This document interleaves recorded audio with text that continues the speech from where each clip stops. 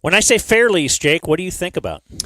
I think about my good friends Connor, my good friend Nick, who once upon a time had me out, let me tour their facility. Honestly, dude, kind of felt like a celebrity when I walked in. You are Everyone one, yeah. there knew. No, they just knew the show You're because big they time. know Dumb Zone listeners.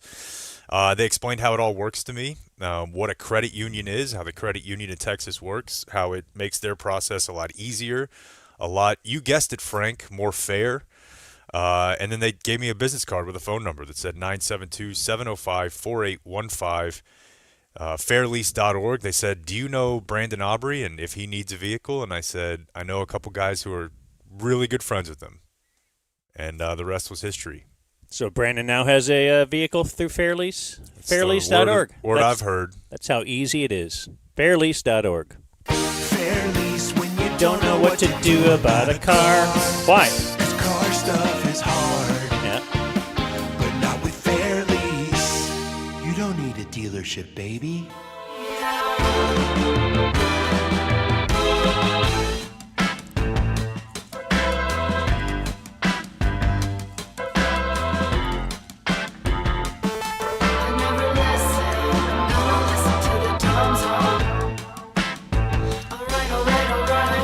All right, happy Monday.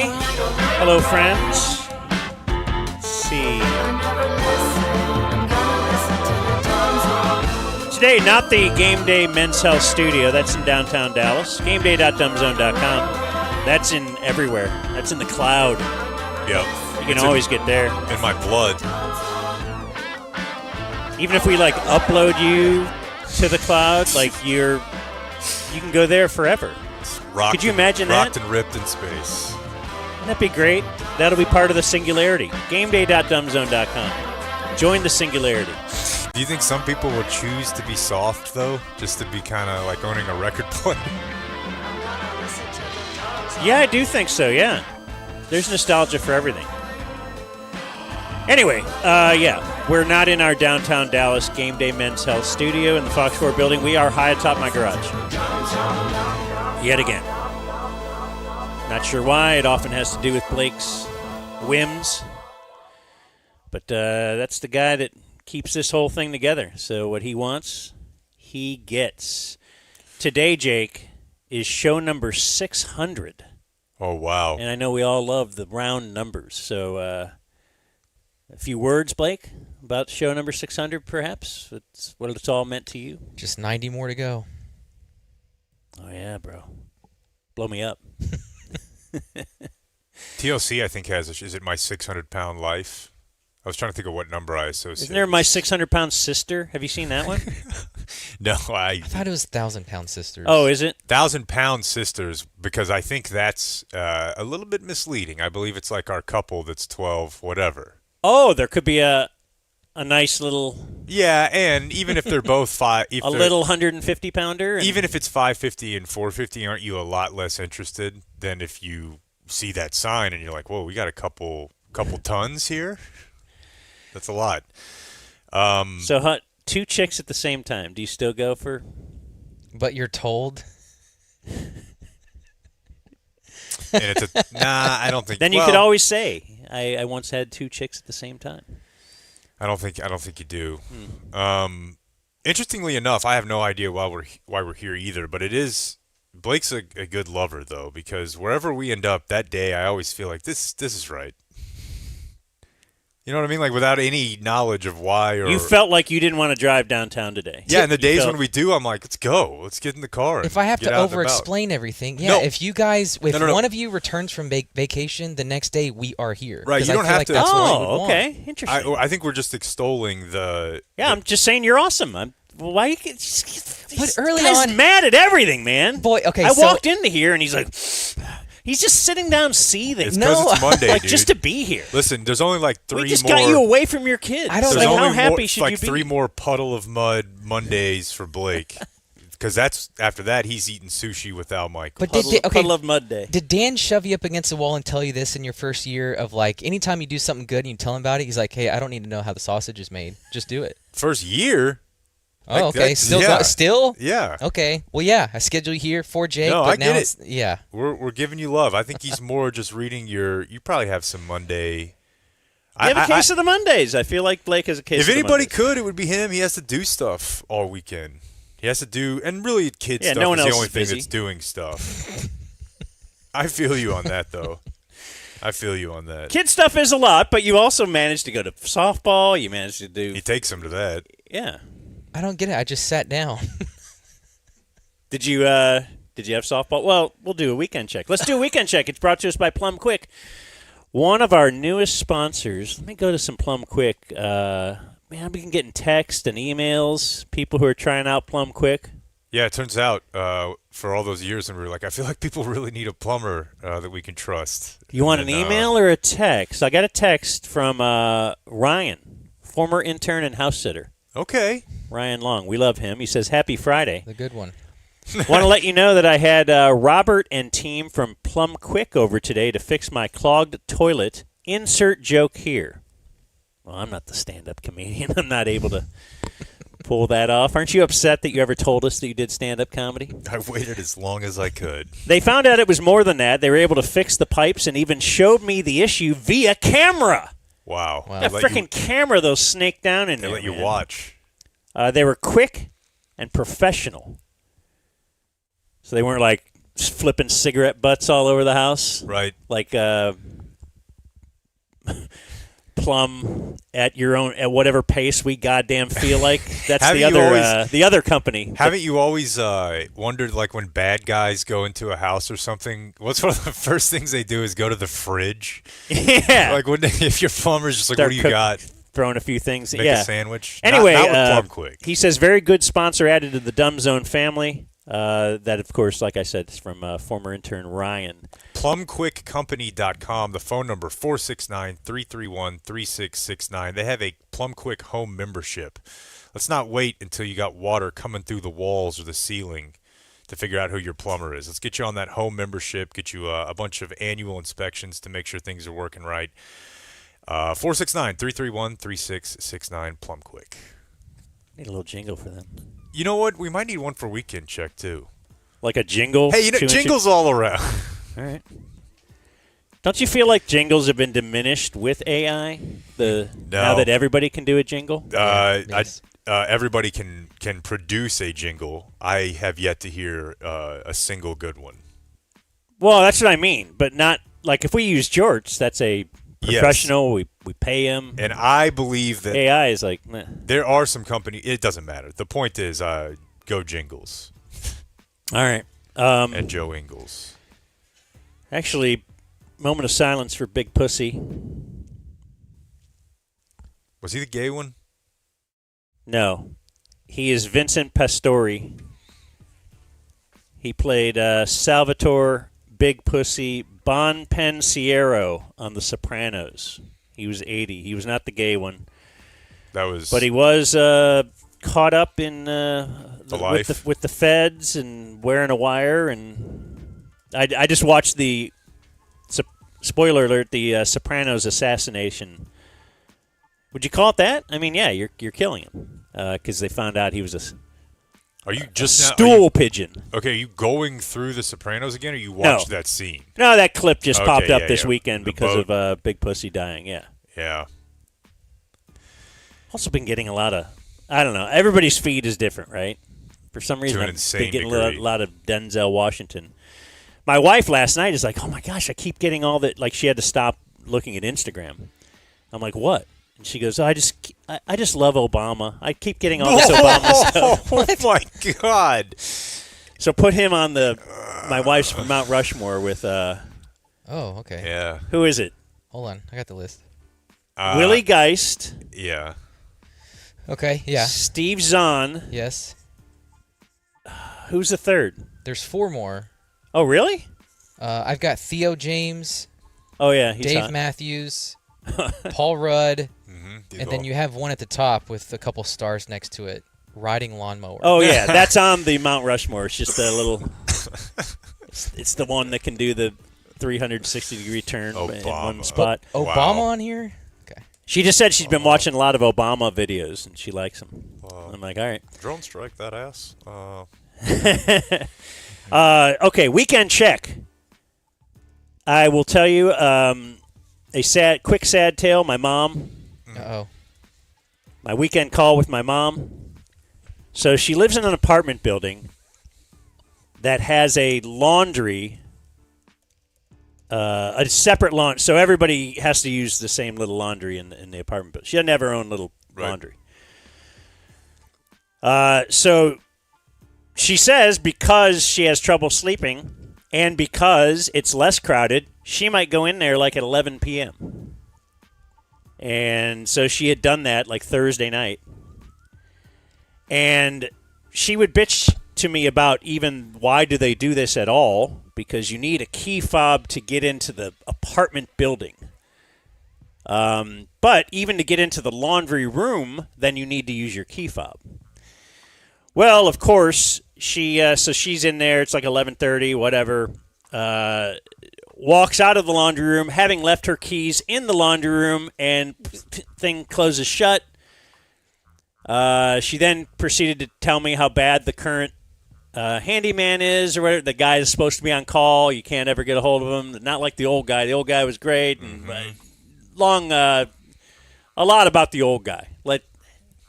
Metaphors everywhere. You know what? We really wish he was in charge there. But anyway, and then now it's late. No. And no ladies are walking around and stuff, and even the one group that's usually up, they weren't. She had a lot to tell me. Well, now she just sat there, and she said she was resigned to being there till 6 a.m, just sitting, staring straight ahead. Raw dogging. Didn't want to walk over to they have a library in the building too, but if she walked over there, what if somebody came in and then she missed her chance to get in? Anyway, she had to sit there till 1 a.m. when some other old lady came in on her scooter, she said. A lot of questions about that lady. I'm sorry. You showed up at 1 a.m. on your scooter? Yeah, I don't know what she was out doing. I don't know. Look, well, a lot of details in the story I can't repeat, but I just wanted to just say my old mom. And then she was upset because now she gets into the laundry room and she has to put stuff in the dryer. Now she didn't get to bed till 3. And I said, all right. Good story, Mom. I'll tell it on the show. However, I'm going to say it is a good story because when someone comes in with a mom story on Monday, they're going to be worse than that. You fall, Oh, yeah. You fall victim to a scam. Boy, you don't want her to fall. She just sat there and was Do bored. not fall. All I've heard about is how easy it was to be bored back in the day. Show us, huh? Show us how easy it was, boomer. So I went to the gym on the weekend. And Jake is always telling me to do this. I don't like to do it. It kind of gets me tired, but then I did it. I'm like, you know what? Because I hurt my back. We unloaded an old reel-to-reel machine I had in here. I had to take it out and unloaded it. A video man came by. He wanted it. I'm like, yeah, awesome. Take crap out of my house. We're currently cleaning everything up because we're getting new floors, flooring direct. So that's caused it. We've lived here 15 years. So that's caused us to hey, let's evaluate all this crap we have and get rid of a bunch of stuff. So Which you say you should do once a decade, right? I think every 5 would be better. But at least once a decade you should move. My dad moved every 2.5 years for almost 30 years. Keeps things light. Yep. Keeps things tight. Anyway, I'm at the sauna. And I walk in there. And I'll just lay it out. So I went and sat in the corner. On the left, old white guy, earbuds in. On the right, younger black gentleman, big. Okay? Sorry, I'm Old sick. white guy is Stop what you laughing think, like that. right? He's I'll ride the bike. Yeah. Big black guy there to lift, okay? Mm-hmm. But now we're all in the sauna. And I sit down, and I got my earbuds in. I'm listening to a new podcast about baseball labor relations. I think it's very good. We'll talk about that later. This guy, all of a sudden, though, I don't know if this could illustrate how loud it is, really. Let's see if I can play this real quick. So this is what I'm hearing. Leave. You know what that is? Yeah, leave. Okay, well, it's that loud. That's I'm in the insane. sauna. So he's got That is insane. he's got a pill. Yeah, he brought a pill. This is not just loud headphones. Yeah. That's It's lying out there. no. So No. Did you kick his ass? I wouldn't have confronted him if it was the old white guy. But because the old white guy is there, I thought this gave me a little cover. So I'm listening to my podcast, and I decide, you know what? I'm going to go to my Bluetooth. I'm going to try to connect to his pill. What are No. you doing? Incredible move. No. And I would have Incredible. just been like, I never got it done. Like, I kept trying to hit on the one I didn't recognize in my phone. I kept hitting it, and it wouldn't connect. You probably had to press a button on that one to find other things, whatever. Code or something. But how cool would that have been? Like, I would. I'm I'm sorry. sorry. Yeah. Man. You don't want to hear my podcast out loud? I think I hit the wrong button. Like That would have been excellent. I thought if I just started playing it out loud on my phone, I don't know, that would have been different. The other way, I could have pled ignorance, and I was looking for. The other way you could. This plead is going to be a ignorance, really it's good so story, much better. and he won't beat my ass with the other guy here. I don't think. Maybe. Who knows? Maybe. Yeah, and it's a less ass beatable move than bro.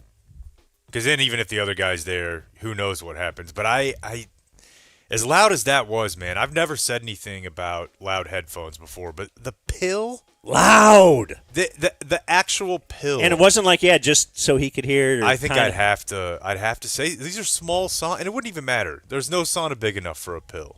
No.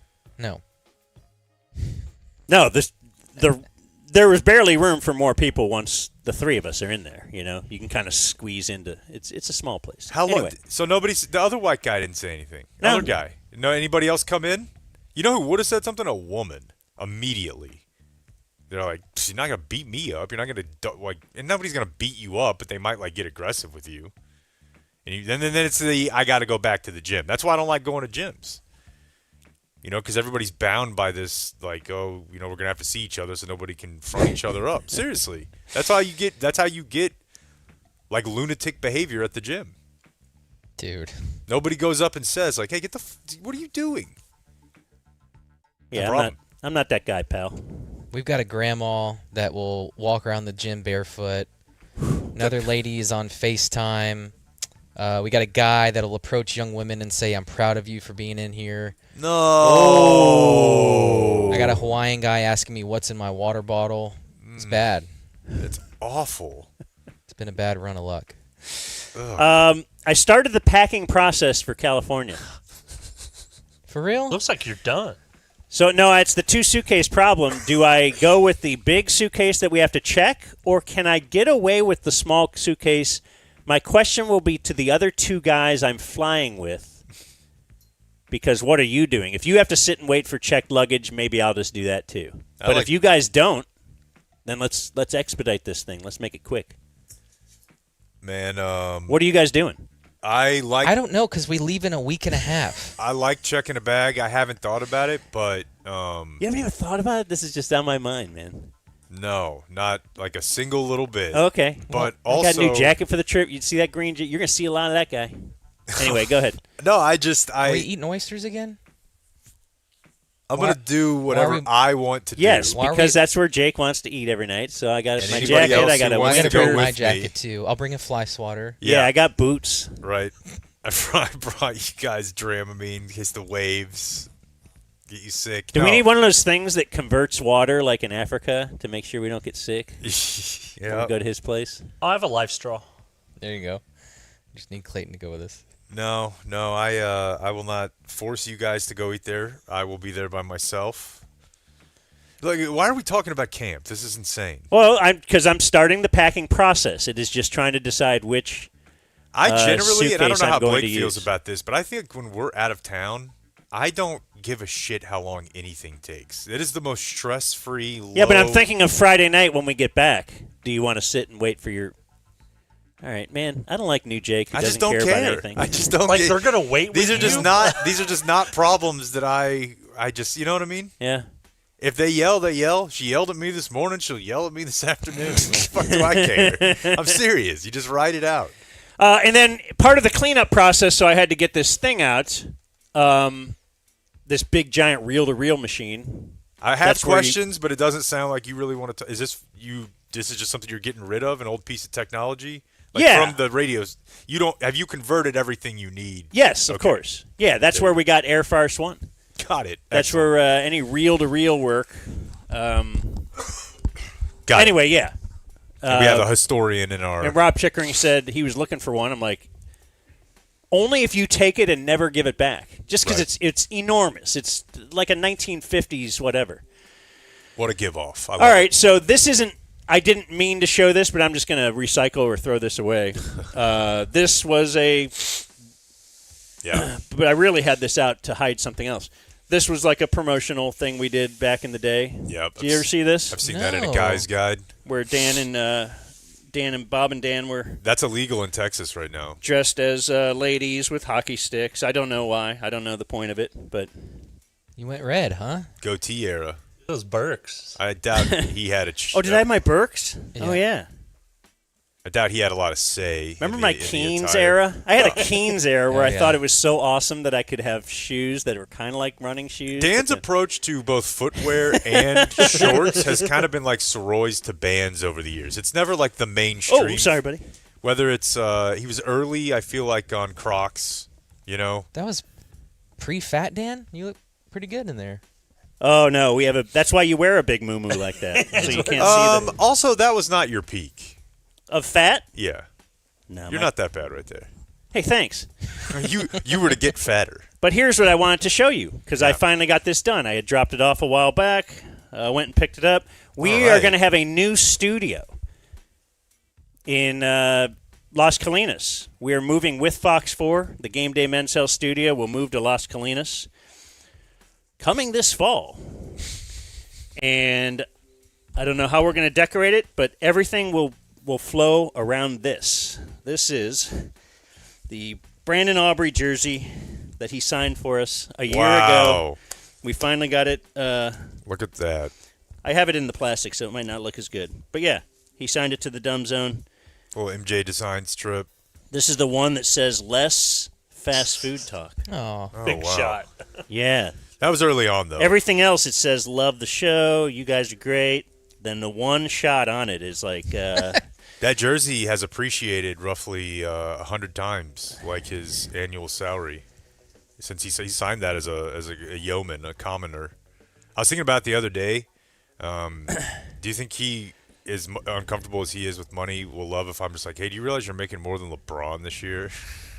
dang. Like a lot more. oh, wait, LeBron is, yeah, well, Nike. Of course, but the league check. Brandon Yeah, that's Aubrey, right. LeBron considerably makes more. $4 million, Yeah, and Brandon Aubrey makes 5. Or wait, more than that. 8. Yeah. Yeah.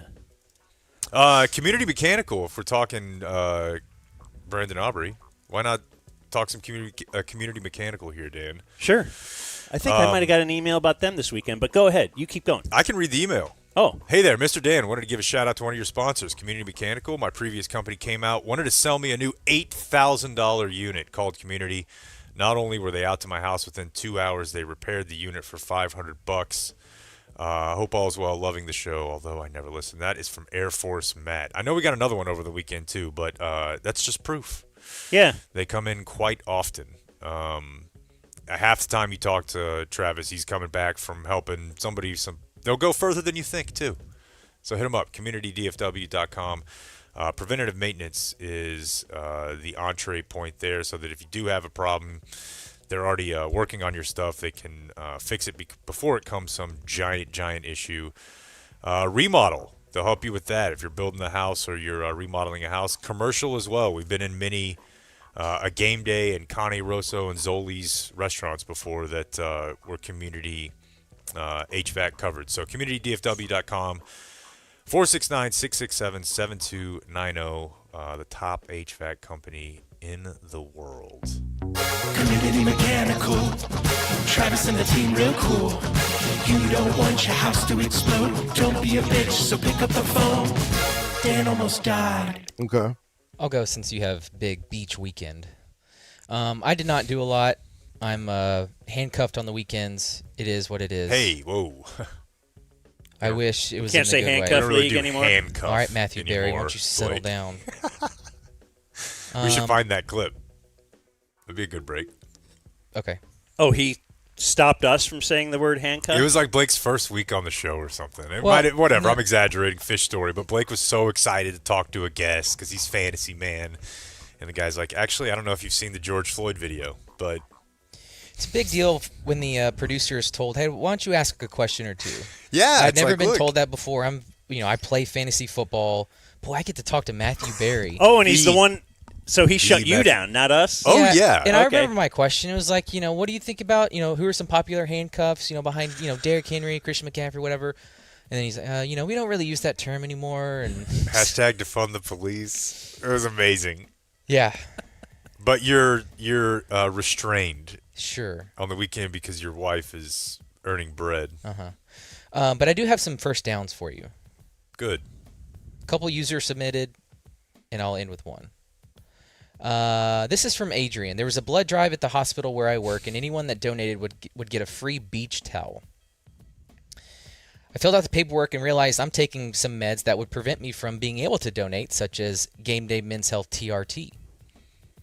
I still go anyway, hand over my papers. The technicians apologize and say I'm not able to donate, but they give me a free beach towel anyway. First down. Excellent. That's a first down from Yeah, Adrian. going in. It's like applying for the visa at every Right. stop and Yep. getting the whatever. Great for your credit. This is from Colby. It's half first down, half follow-up.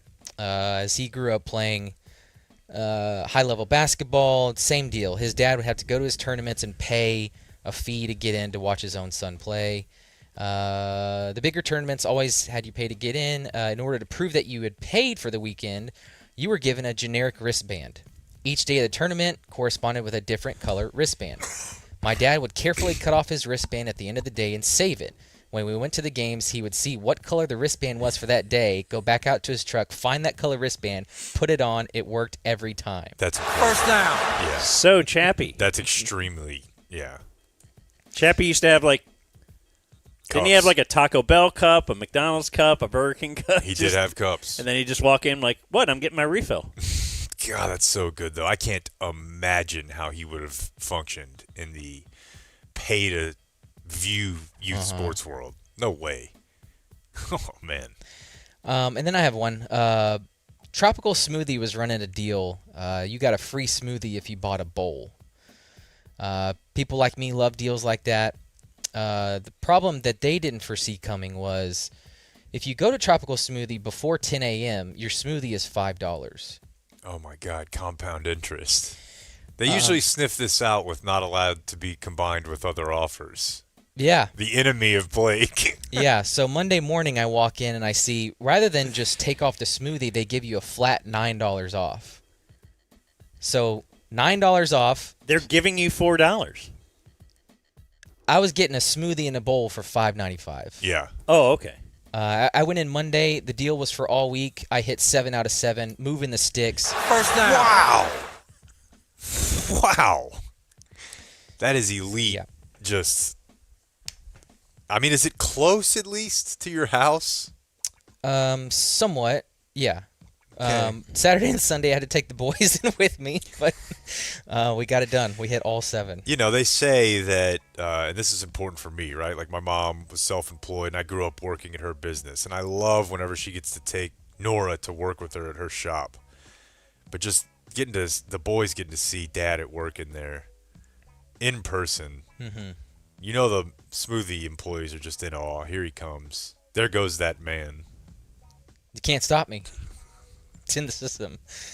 And then finally, my wife will sometimes dip her toe into being an Instagram mom, and I really have to rip her out of that pool before it gets going. Do you know what an Instagram mom is, Dan? Is it just following all the trends or It's like changing your whole life every time you read something different?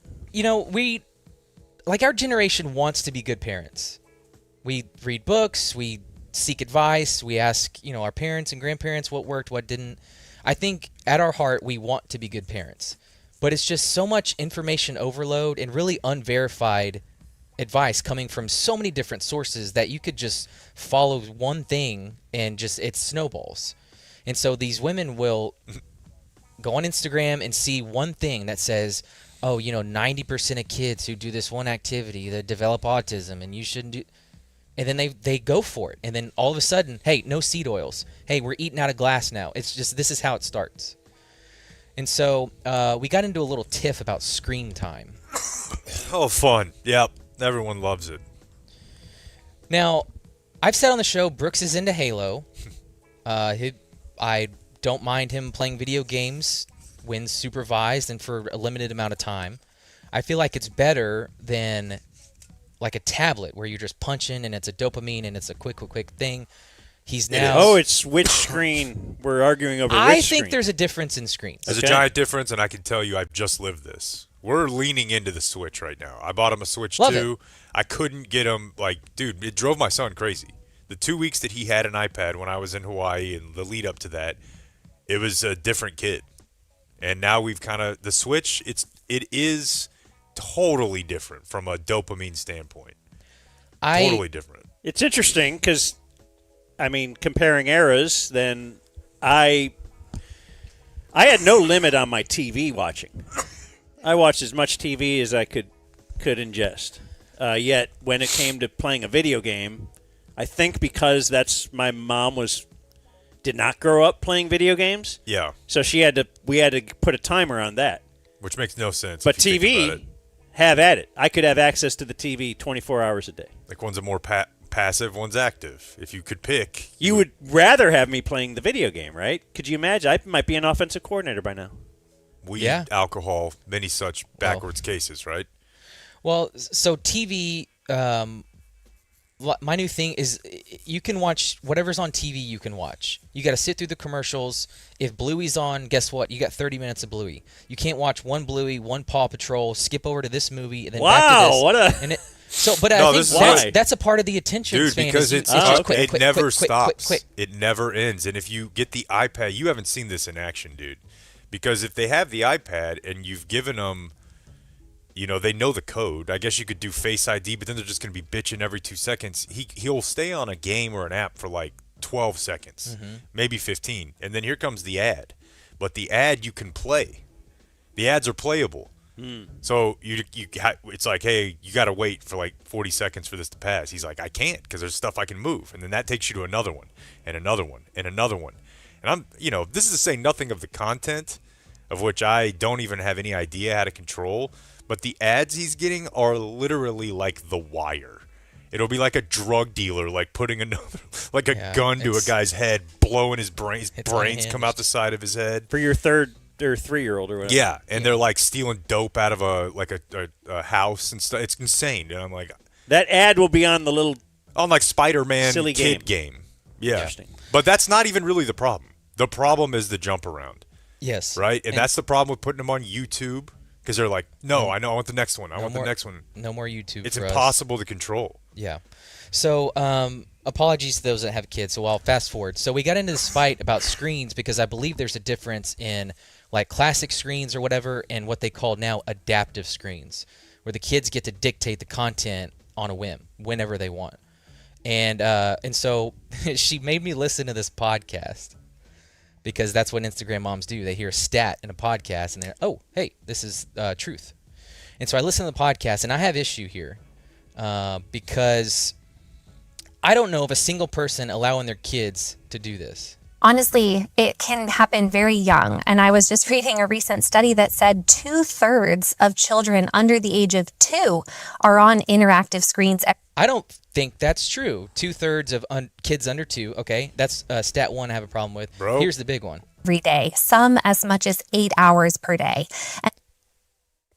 8 hours a day? Of course, I'm telling you, Who's dude, covered doing herself that? with a sum. Who's that could doing be that? 4 kids. a lot of people.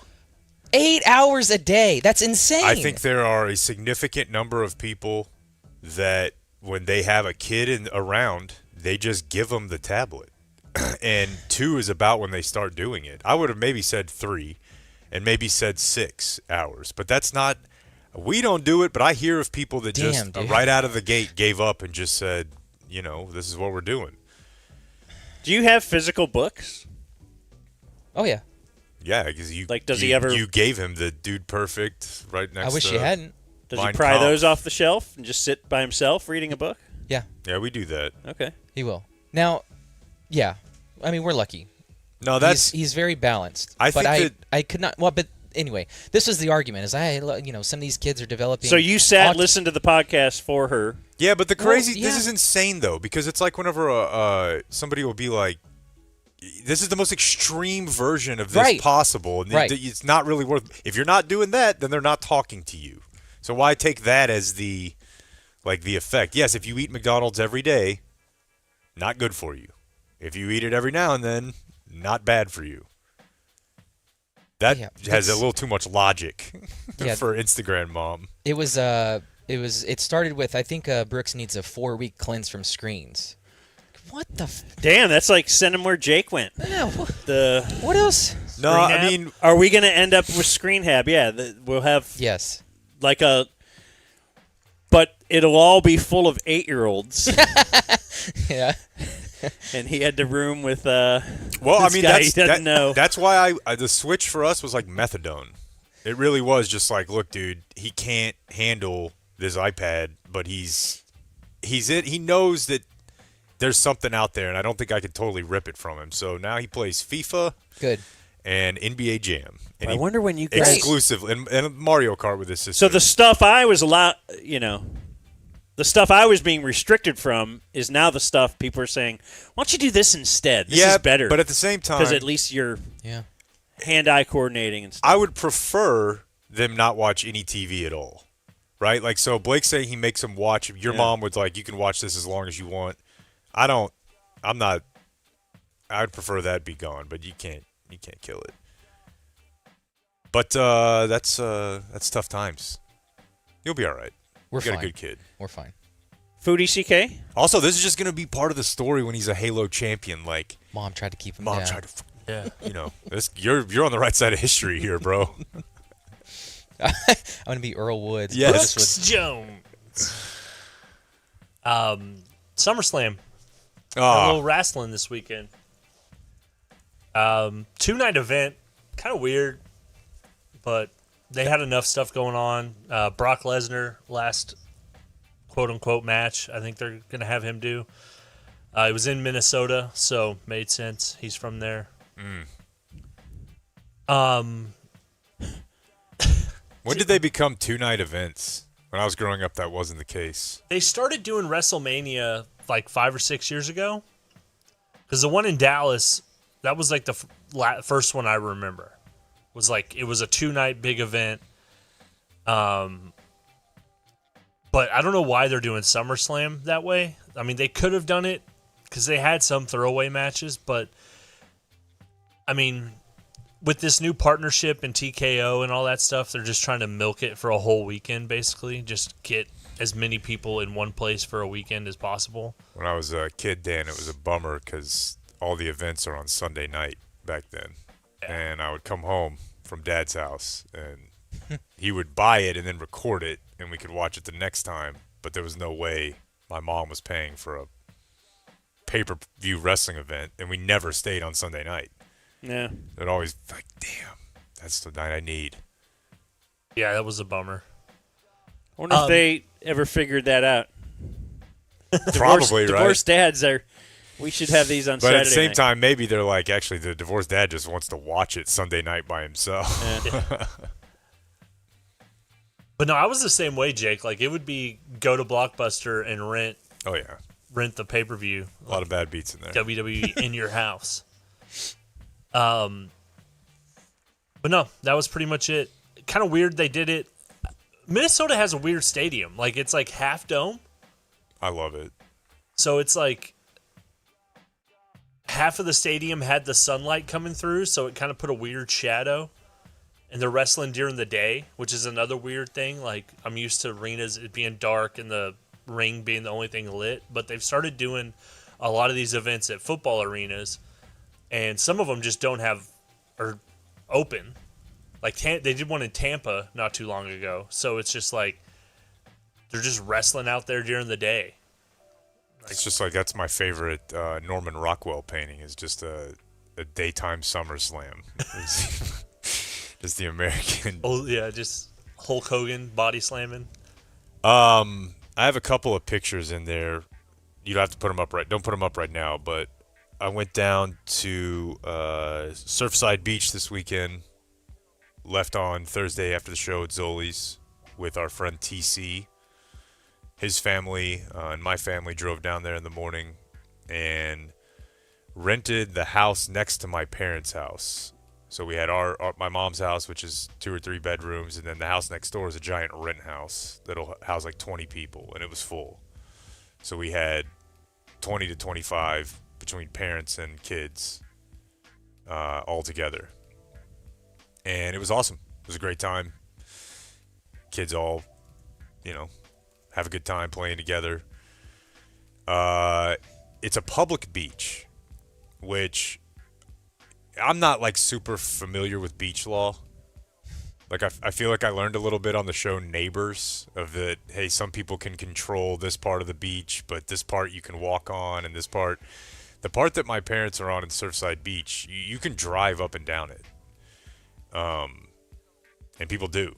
During the day, it's pretty chill because there's like a ton of people on the beach. Nobody's driving fast. There's police out there patrolling. But at night, I don't really think you're supposed to be down there because it's dark. But people also do this. And they'll drive like with like fireworks firing out of the bed of their truck, sparklers. You get a lot of trucks that have like lights and running boards and people just blaring music. Sometimes like almost like doing donuts in the sand. And we were outside one of the nights, Friday or Saturday night, up, and the houses are, it's a normal beach house situation. It's probably 100 yards from the beach. You're sitting up on the balconies up there, and it's dark, probably 10 p.m. and there's a couple of us outside, and you just hear this boom, boom. And I could hear leading up to it, a car was like speeding up. And all over the beach, there's like branches, there's like driftwood that comes in from the ocean. And I look up, a couple of us look up, TC's wife was out there, and there was a car. First of all, I'm not driving a car on the beach ever, much less, this was like an old like Camaro-y type car. And a guy got out, and I can show you the picture of what he hit, which he hit head on at probably like 30 miles an hour. It is a giant, like tree stump sized piece of driftwood. And we watched, he parked, that's his bumper next to it. His car just stopped, and I waved some guys out. They're like, what was that? And I'm like, I don't know, I just heard it. But I looked over after the first hit and saw that the car had kind of gone airborne a little bit. There was sand. A wreck in sand is awesome because it just goes everywhere. And we went down there just, as anyone will, classic Dane Cook bit. You got to look at the damage. Mm-hmm. Anytime a car hits anything, everyone comes outside. Flashlights. Yeah, look at that one. Dude, this is just like you're just driving on the beach at night. And it was a guy with like... That seems like a really bad bit. Yeah. Horrible bit. Dummy. Not in a four-wheeler, not in a truck, just like in a Mustang or something. Hit it probably going 20, 30 miles an hour and just totaled his car. Like airbags went off. Like, what if your kids just want to run out, or kids want to run out and play at night? Yeah. Which we do. Okay. Right? Like, yeah, I would you go think get, that's your whole bit. Crabs. That's why we have all these flashlights and stuff. I was watch out for the cars. Police come down there. It was just a wild scene. Like, I mean, again, he had little kids in the back of the car. It was weird. I don't really know the difference between the word boil and broil, but I do know that they're different. But we did whatever you do with, like, crawfish, but with shrimp, which is so much better. 'Cause I don't know, Yeah, so my wife made, like, a giant, like, you have the table, and there were probably 300 huge shrimp, corn, so it's just the potatoes. fact that the shrimp is bigger, which makes it better. I think it tastes, yeah. And you're doing the work anyway. Because it's a lot of work. I don't like working. No, but you also have, she feels called by the ancestral winds, so you just look over and she's peeling shrimp like a addict. Yeah. Because she's from Louisiana. I walked down there and there's just a huge plate of shrimp. It's great. Got some throwing in. Who'd you throw with? That's right. We haven't even promoed yet. Here's a segue. Should we do it right here to promo Wednesday? Dumb Zone Day at the ballpark.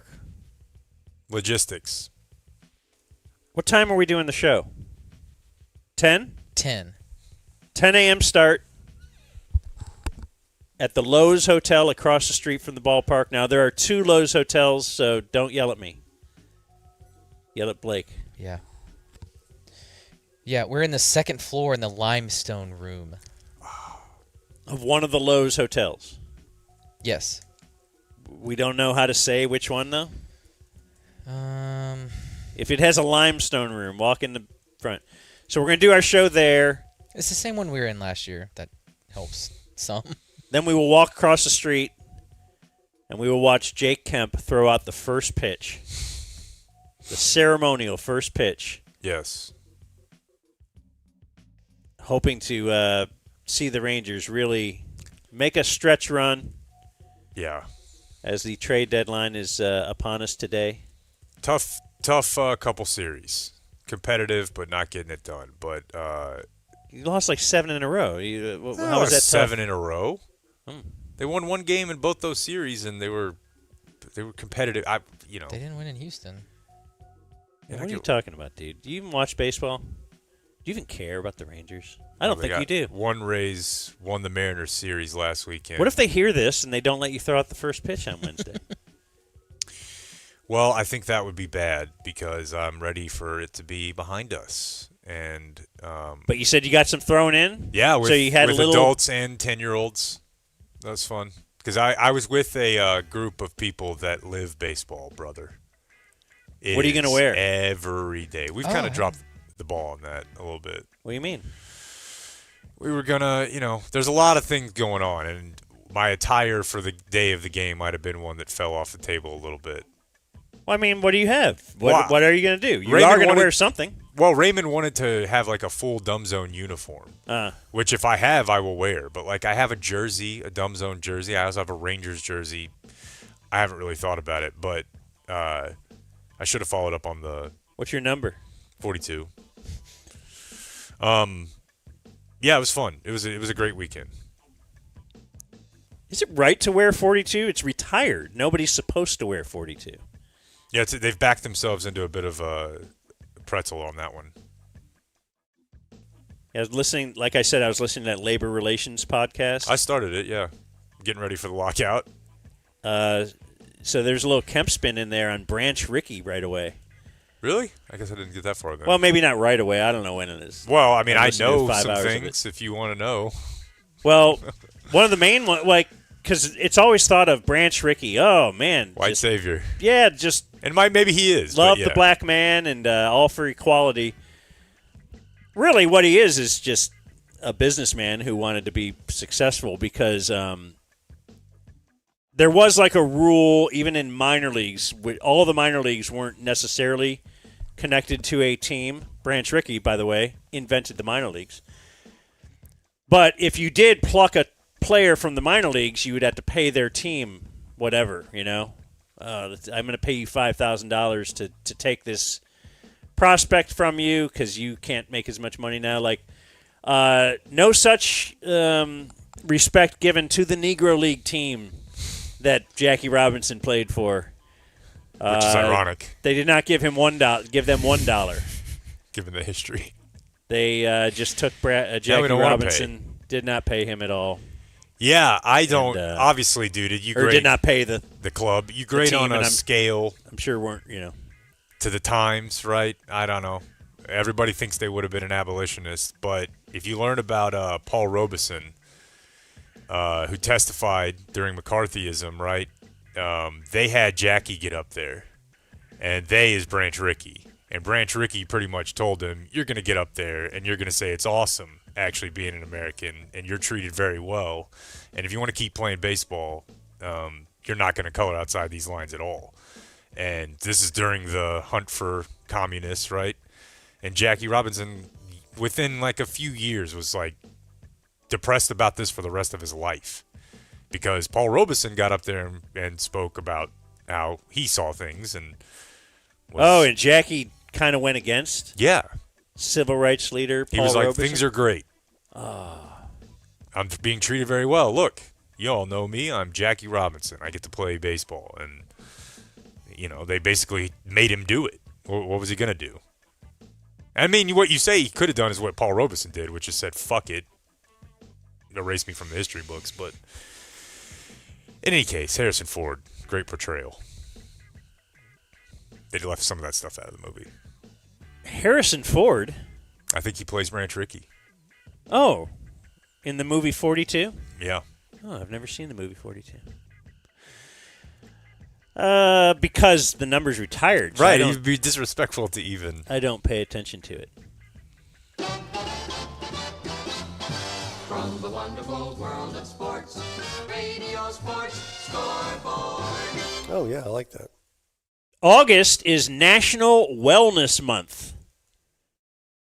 Real wellness starts with knowing where you stand, not guessing. So know your numbers, get your levels checked at Game Day Men's Health. GameDay.dumbzone.com. Get your T levels checked. Just see where you stand. That's where it starts. Why not? Go get a freebie.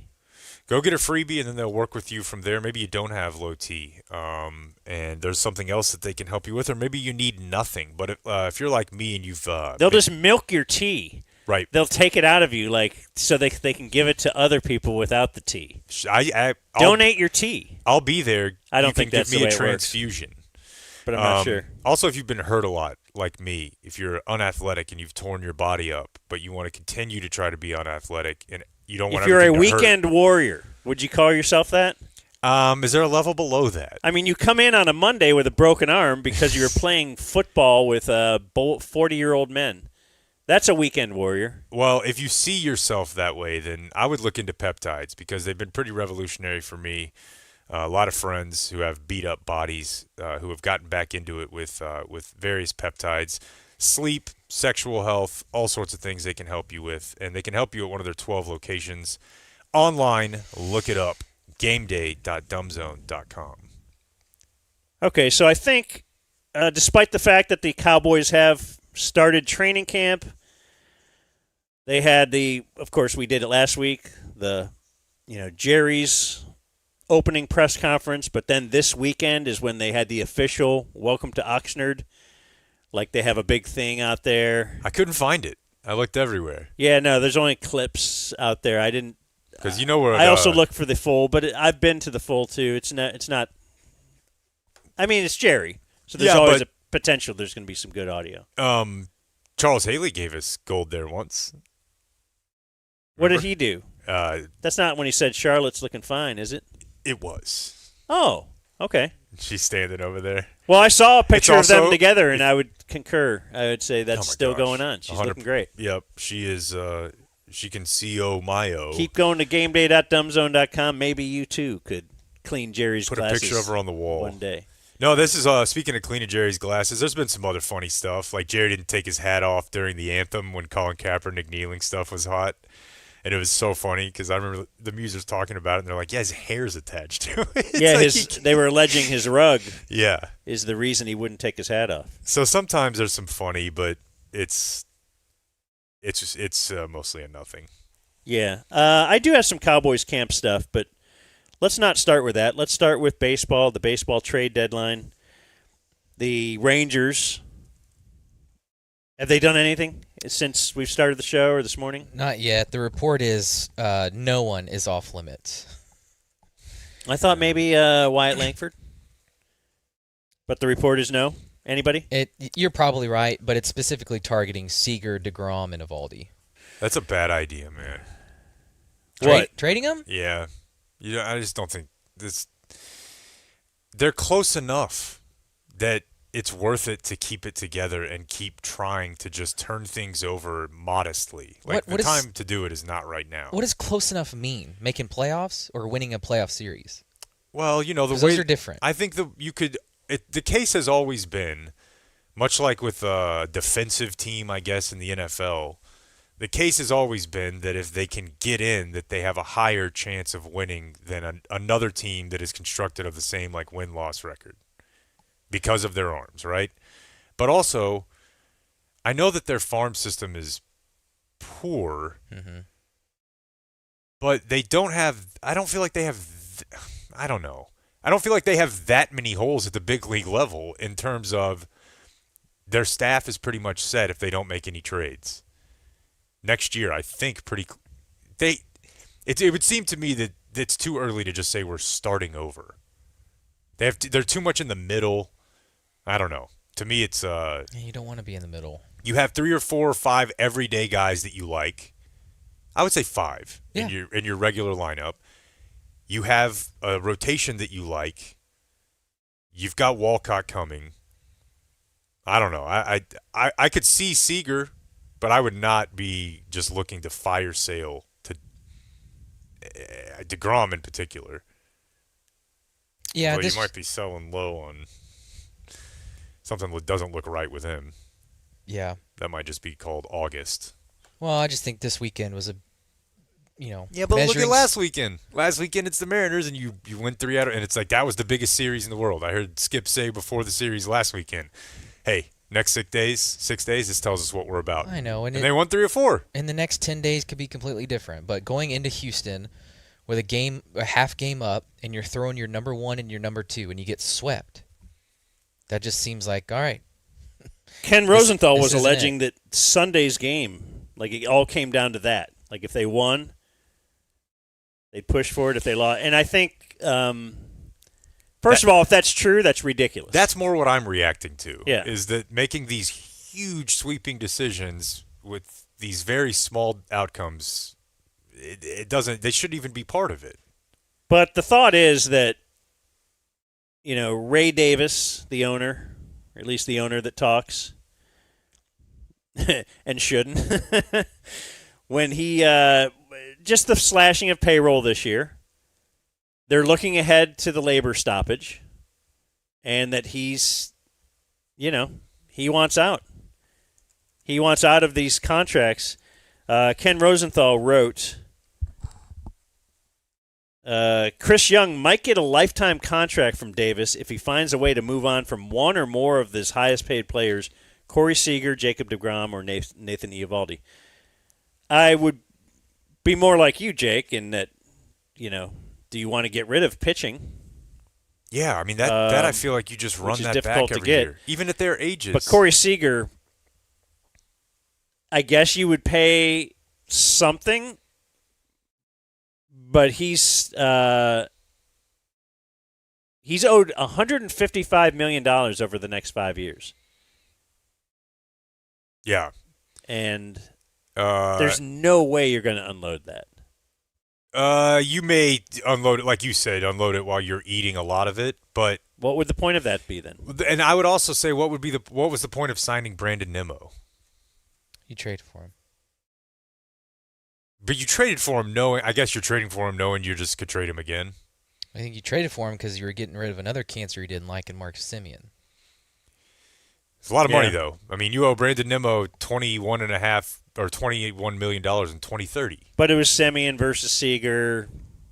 We thought that was a problem. And ultimately, that could be the root of this whole thing, is they just have a bunch of people that don't like each other, and they're tired of it. Well, and which, if you win, it doesn't. I don't think that matters. Right. But so much. You're staring at this clubhouse is dead, and we don't want to run this back. All of our pitchers are a year older. Just start over. And the only way I'd be okay with that is if they were also doing the thing where they dump a ton of money into it at the same time. Right? Like you shed contracts to get prospects, and then the next summer you say, all right, it is inexcusable for a team in a market this size to not be competitive in baseball. They should take your fucking team from you. I'm serious. Well, they are competitive. They're on the bubble. They won't be if they trade 2 of those guys. They'll be a 100-loss team or a 90-loss team. And that, to me, is unacceptable in a sport that's built like this one. You got to at least try. I think so. Seager also, if you don't trade him, he will have 10-5 rights next year. 10 years in the big leagues, 5 with the same team. That means he can veto any trade. Right now, he does have a veto, I think, on 8 teams. I think DeGrom has full no trade. So you might not even be able to trade him. I also think this is the problem with chasing the one championship. Because it worked. You got your title, and here we are 3 years later bitching about where the team is. I've never believed that. One is not enough. Well, what do you mean? Because they bought the free agents, they bought in all these players, and it worked. They won a title. But now everyone is hating Corey Seager now, although he was the hero during that run. Well, that's he the was problem. Awesome. The problem sometimes with titles, and especially in baseball, is that you could have a team kind of get hot in the playoffs. It's a very small sample size, and it's not. I mean, it's real, but it's not real. Like they weren't anything close to the best team in baseball that year. They won all the playoffs and won the World Series. Yeah, so it's kind of on the public if you changed your perception of it that much. Right? They didn't. Obviously, because immediately they started thinking of ways that they could get away from that number. To me, I'm not saying they should add, but I would not. I just wouldn't touch it. You're gonna, if for no other reason than the Jerry Jones model of you're probably going to be playing competitive games in your stadium in September that matter for the division. That's a giant cash cow. I mean, there's no way to guarantee that, but 2.5 on August 3rd is, I think you just, now, a larger conversation might be, do they need a new GM if they're going to try to start some sort of a fresh approach here, because nothing has really worked other than throwing a ton of money at those guys. And I know he's a friend tangentially, but oh, for sure, no, he's underperformed. You'd have to say. No, and that's always the that thing would with mean more to teams me. that want to play like, want to be like the Yankees and Dodgers, but they don't all have the stomach for it. They don't have, and the Rangers don't have Yankees and Dodgers money either. But they certainly do have money to spend more than they are now. Anyway, Dodgers do have money, and everybody's upset right now because they got Tarek Skubal, the gem of the possible trade deadline deals. Boy, I really thought it was going to be Milwaukee, everything I was reading previous to now. And so they get Skubal. They add him to a rotation which is already just full of Cy Young winners and contenders, which has just lost Shohei, right? So now they kind of deactivated Shohei from pitching, but he's still there. It's an embarrassment of riches. People are complaining about the fact that the Dodgers, of course it's the dot. But anybody, I think, could have made this trade. The Brewers could have made this trade. From everything I've read, the players that they got back are not like top prospects. Well, River Ryan is just old. Well, they're two 27-year-old minor league, not minor league players, two 27-year-old. Two 21-year-old. Sorry, two minor league pitchers, one who's 27. Mm-hmm. Both have had Tommy John surgery. And then, the one outfielder who is probably a top 50 overall prospect. And he's a rental-ish, but certainly they'll Skubal? have the inside track to bring him back, right? Oh, yeah. He's already there. He's going to be a Dodger. With the deferred contracts, sometimes that can help the way they're doing things. I mean, I don't know. I do have a lot of doom in my head right now because I've been thinking about baseball labor relations. I think it's all going to I don't think the season will start on time next year. But robot players? Maybe robot players. Stratomatic. With human umps? Maybe. Yeah, it's a bleak But I have situation. another idea too. But I think it's across pretty much all the sports. We've got some splaining to do. The math ain't mathin'. what do you mean across all the sports? I mean, I think the NBA numbers. I mean, they got obviously somehow a giant national TV deal, but I think that the regional part of it, they're subject to the same thing the Rangers were. I don't exactly know that the Stars are feeling great about being all in and part and parcel of Victory Plus right now. Yeah. I think just across all of it, it's just like the entertainment industry in general with cord cutting or whatever. I think the economics were fake for a long time, and now I think they're being called to the carpet, and nobody knows what to do about it. There's a lot of contracts guaranteeing people X amount of money to be a bad basketball player. Yeah. Relatively. No, it's interesting as to where it all ends. And I don't know, a lot of it to me is just because it's what I hate sometimes when you hear about business or whatever. It's that they're accustomed to making this certain amount of money, so it can't pull back from that at all. Well, so yeah, we always make a profit of X million, and if we don't, wait, what if you still made a really healthy profit? yeah, but That's unacceptable, though. they owe that money to people, though, right? So if it's a traded company, but I guess even in private companies, you get that. I don't want to derail you from baseball talk if you have more on this, because I do have a sports business story that's similar. Okay. So apparently, riding high off of the World Cup being, by their estimates of success, the president of FIFA, Gianni Infantino, had a plan in place where he was going to sell off a portion of FIFA to private equity. It was going to be like their portion of their, what do they call it, event operations. Basically, the World Cup would be run by a private equity firm. Name? I have it right here. Can I just probably guess it? Yeah, it's Thrive. All right. Now, it's also run by someone named Joshua Kushner, who, yes, is Jared Kushner's brother. Sick. And this plan got out there, and there was a revolt. Much like when they tried to create the Super League a few years ago. A couple people from FIFA. I mean, people just don't have bars like this in American sports. What do you mean? A dude who quit, or he didn't quit, but he was like second in command at FIFA, and he went to the press, French guy, and said, "Let me be clear. I had no involvement in this proposal. I oppose it unequivocally. This $20 billion commercial subsidiary is a bad deal for football. If that means I lose my job, then so be it. I will understand and respect that decision, but I'll sleep well tonight." Oh, yeah. Wasn't it something like Spain was not going to be a part of it, or So Argentina? the way FIFA works is you have like these federations. That's what CONCACAF is. That's what America is in. They've got that. They got UEFA. That's Europe. Africa has one. Whatever.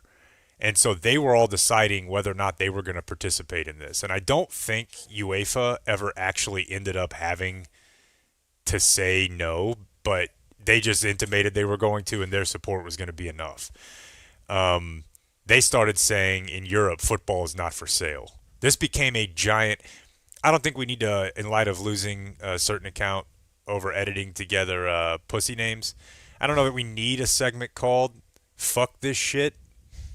But occasionally in society, we're going to get times where people are like, "No, I don't think so. We're not doing this." And in the case of world football, they are allergic to commercializing the sport. That's why they make you call it Dallas Stadium and other WHL type things. But at the end of the day, they were like, no, absolutely not. This despite the fact that much like, how the business world often works, FIFA is telling you this money's going to be great for all of you. They're going to give us $1 trillion right away, and that's coming right down to every club all the way down to your academy teams. And then they tried this interesting move where they said, we'll give you $40 million each if you support it. But if it passes and you voted against it, it's only 20. So they tried to play mafia with it, which made it look even more bullyish. And 3 of the federations announced absolutely not. Even South America, who you would ostensibly think needs the money, their statement was like, we're not about short-term gains. This is about the future of the sport. We're not selling pieces of it off to vampires. Respect. And now Infantino is probably going to lose his re-election bid in March. Well, they say he's up in March and was That's interesting. thought to have rallied support after the World Cup. But, yeah. It's interesting only that I guess I don't know, obviously, how this all works, but you always hear about how FIFA is very corrupt, and I would just think if FIFA wanted to do something, they would just do it, and some would gripe about it, but move forward and take their money. But It's one of those things of like, hey, we like our corrupt, not their corrupt. Yeah, you let them in. So they didn't. It's not like a live thing, right? It's just No, it's not like a live thing, but you take somebody's money, they start being able to control. I can tell you what you're not having: Dallas Stadium. It would have been called, Bitcoin Arena or whatever the Kushners are involved in. So you know how data centers? That's the new fracking. everything. That's If what you I just just keep say it. saying to myself. Everything's data center.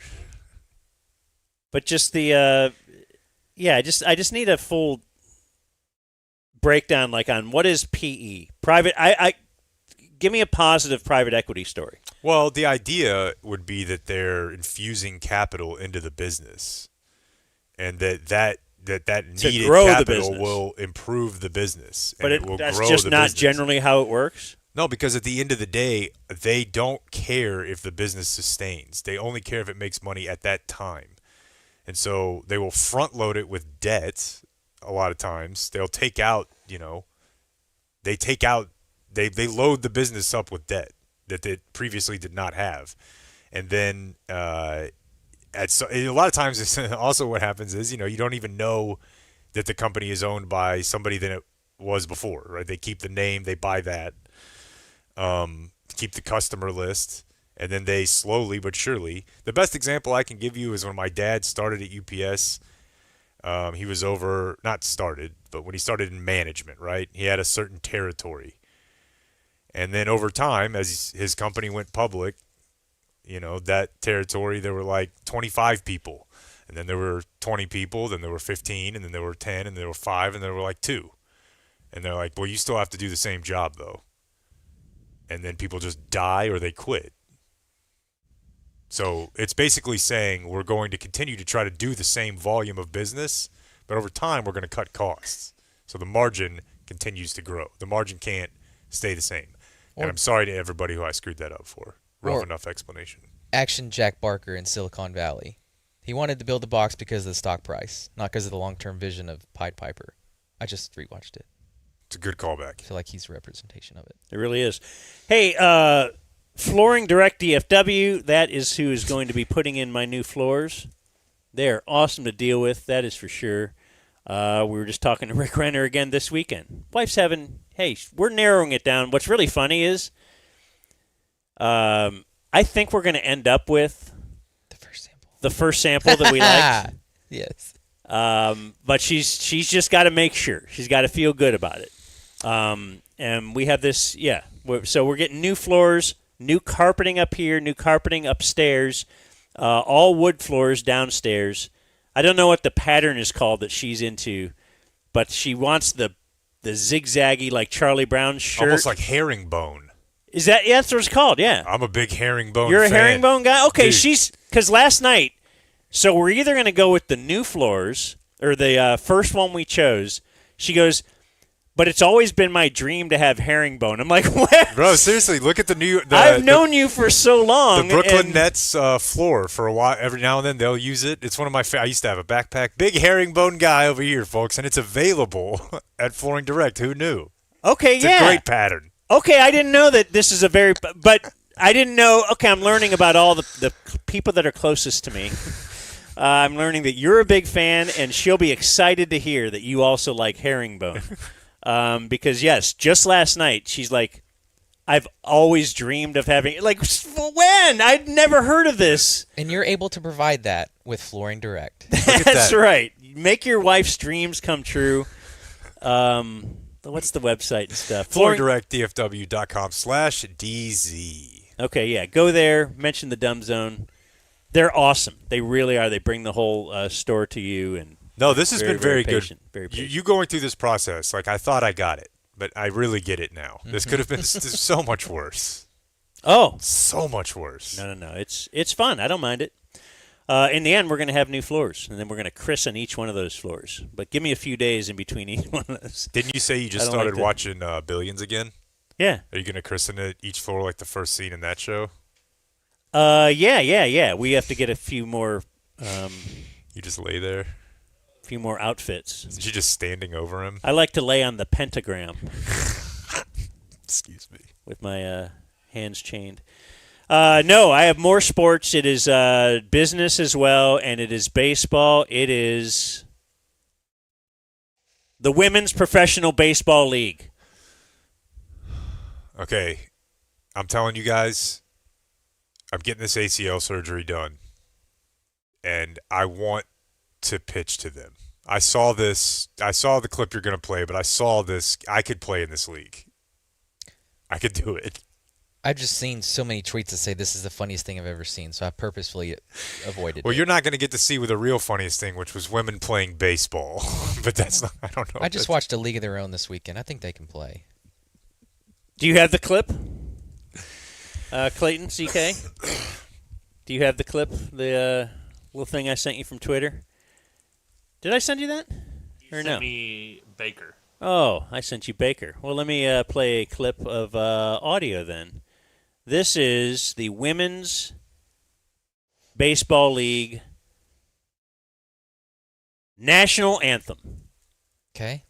Oh, say, can you see by the dawn's early light what so proudly we hailed at the twilight's last gleaming? Ooh. Some are saying this is the worst national anthem ever. No. You're saying no. There's been worse. I mean, no, you can't count Roseanne Barr. Roseanne Barr was going up to be No. because she was doing She's a a bit. comedian. She's a comedian doing a bit. What about the one lady with her titty out? This that doesn't sound like the worst to me. That sounds awesome. You talking about Lucy Lawless, Xeno warrior princess, who was on the ice at This a Mighty is, though- Ducks game? This this is is- either the best or the worst ever. This Dan's is right. Martha Reeves. She was the lead singer of the group Martha and the Vandellas. They recorded such top 100 hits There was only like 100 songs back then. as Nowhere to Run, Heat Wave. You know Heat Wave, right? Oh, it's a heat wave. That song does kind of Oh, rule. it's so hot. And Dancing in the Street. That's Okay, that's never also- mind. These are Dancing bangers. in the street. Certified. Never mind. Sorry for the disrespect to the Women's Baseball League and the Vandellas. Well, anyway, that's what's different about this and Roseanne Barr. This is like kind of like a real good singer. To the perilous fight, or the ramparts we watched were so gallantly streaming. All right, I gotta call another timeout. So if you can't see the video, you've got Martha here, and she's with two other women who I don't think are the Vandellas, and it's not just because they're white. It's just because they're not singing with her. And they're not 80? They start at the mic, all three of them, and then she kind of takes off, which does beg the question to me: how often are they just having pickup games for the anthem, where it's like they don't even know each other? Because otherwise, Dan, how does this happen? You know they rehearsed this, right? I would have assumed they rehearsed it. Yeah. So, do we know anything more about, like, is she with them? Did she go rogue? I saw the other day a guy got into, like, Eagles or Jaguars training camp. Ravens. Ravens, and took a rep with the pass. Is that real? Dude, I've scrolled past that thinking there's no way. things like that have happened. My point is, how did this lady pull this off? Was she in her head all day going, they have no clue what I'm going to do? Because it's weird that there's two other ladies there, right? You think she's doing a bit? Well, I don't know. What I'm saying is it's not like she's out there by herself. She's with a group of singers, and she just goes rogue. And I don't think enough people are talking about that. It's red glare, the bombs bursting in air, gave through Oh, now they're back in. through the They're trying. night that our flag was still there. Still there. Saved us that star. Maybe it's just that she's old. 85. She's 85. I know. Or the land of the free and the home of the brave. I would hope that when you're 85, you're able to belt something out like Okay, that. it's terrible, right? It's terrible. Well, I mean, it's subjective, but yeah. She's a singer, and it's terrible. It would be like if Jacob deGrom dirted the first pitch ceremoniously. But I don't think, again, if she's just by herself singing like that, I don't think it sounds as weird. It's that they have two. When have you ever heard that before? Again, that's whatever. Okay.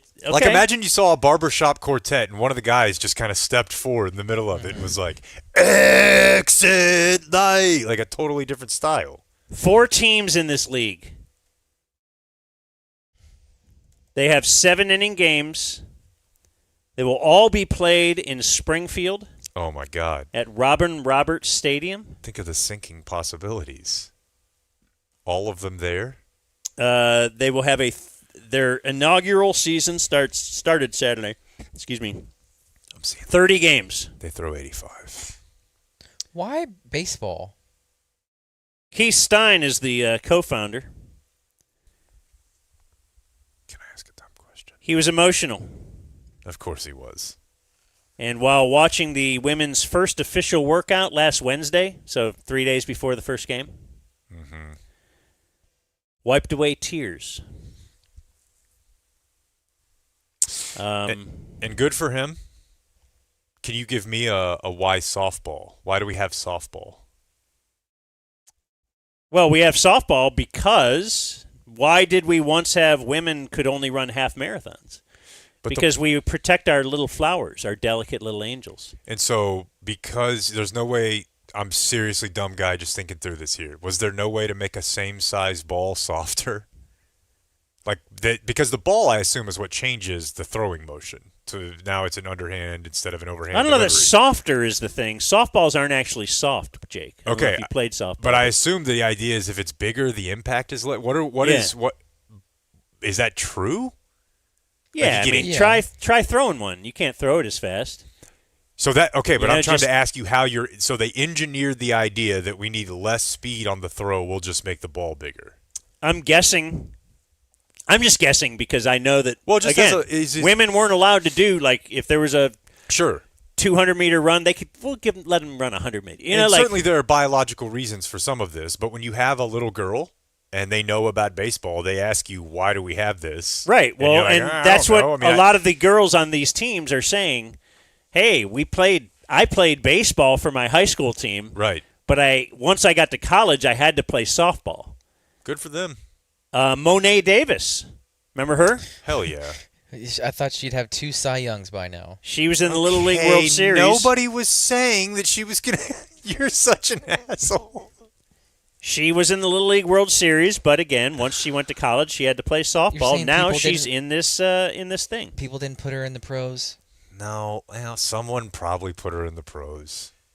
Someone did the thing of like, this is the MLB equivalent of 111 miles per hour. Through the first 6 weeks, 6-week season, it will be televised on ESPN. Let's see. Former Major League Baseball stars, some of them, are managing the teams. Matt Williams. Remember Matt Williams? Oh yeah. He is, Giants maybe.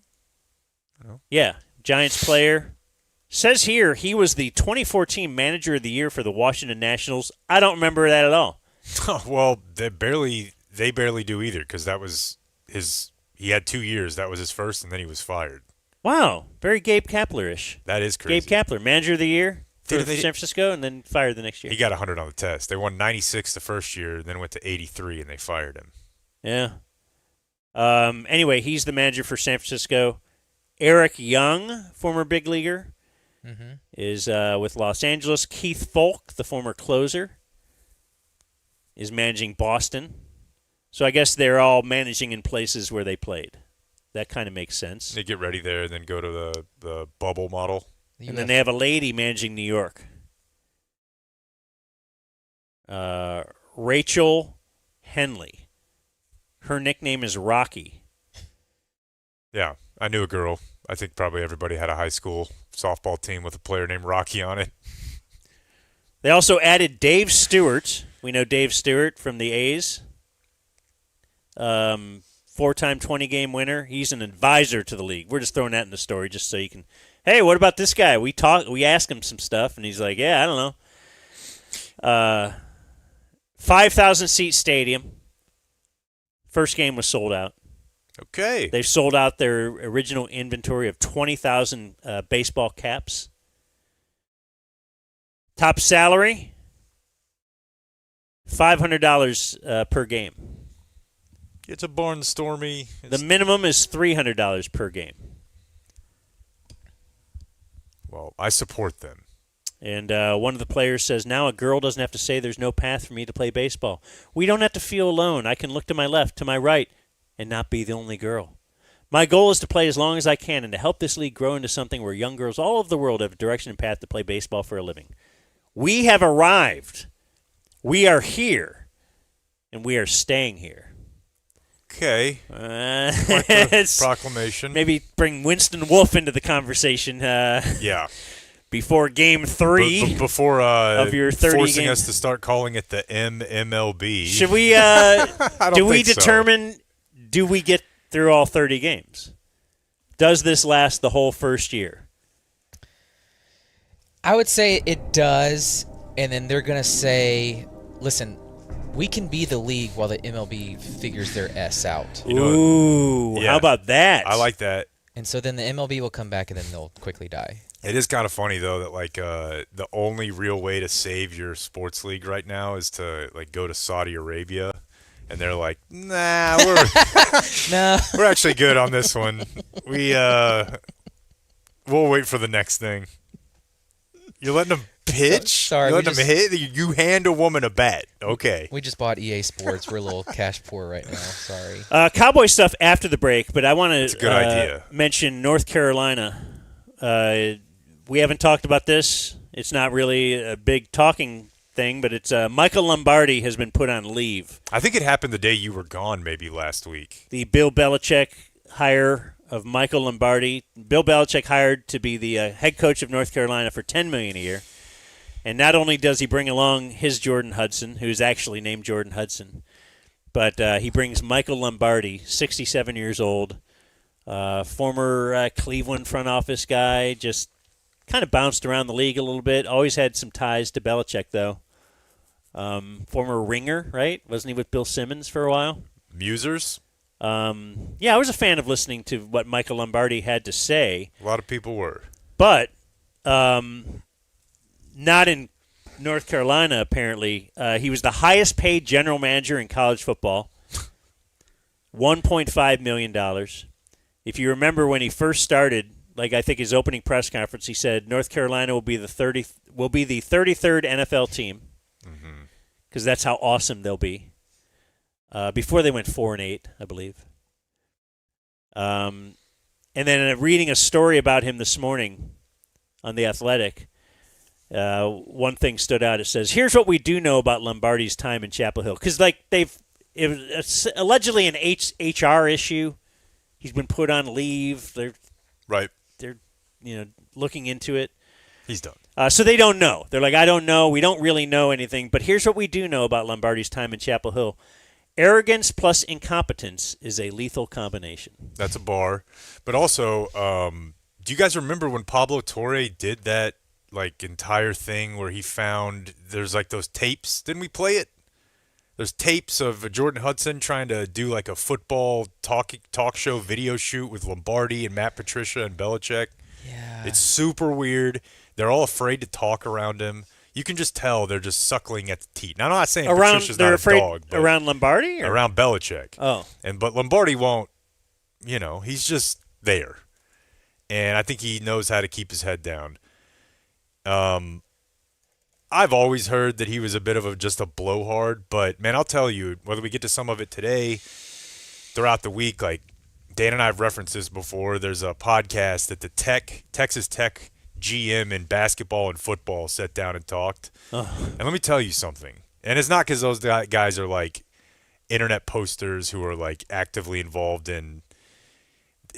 Michael Lombardi is not putting in the work that it takes to be a college GM right now. These guys are out of their minds deep in this stuff now. It is harder now to be a GM of a college. I mean, it didn't exist before. I'm just telling you. This is not a I go golfing job. They're hiring dudes now who are 30, 35, 40 years old. You got to be scouring the rosters, and the portal, it's a different ball game. The And that's high schools. kind of part of the reason I'm not sure if Belichick really fully understands exactly what this was going to take.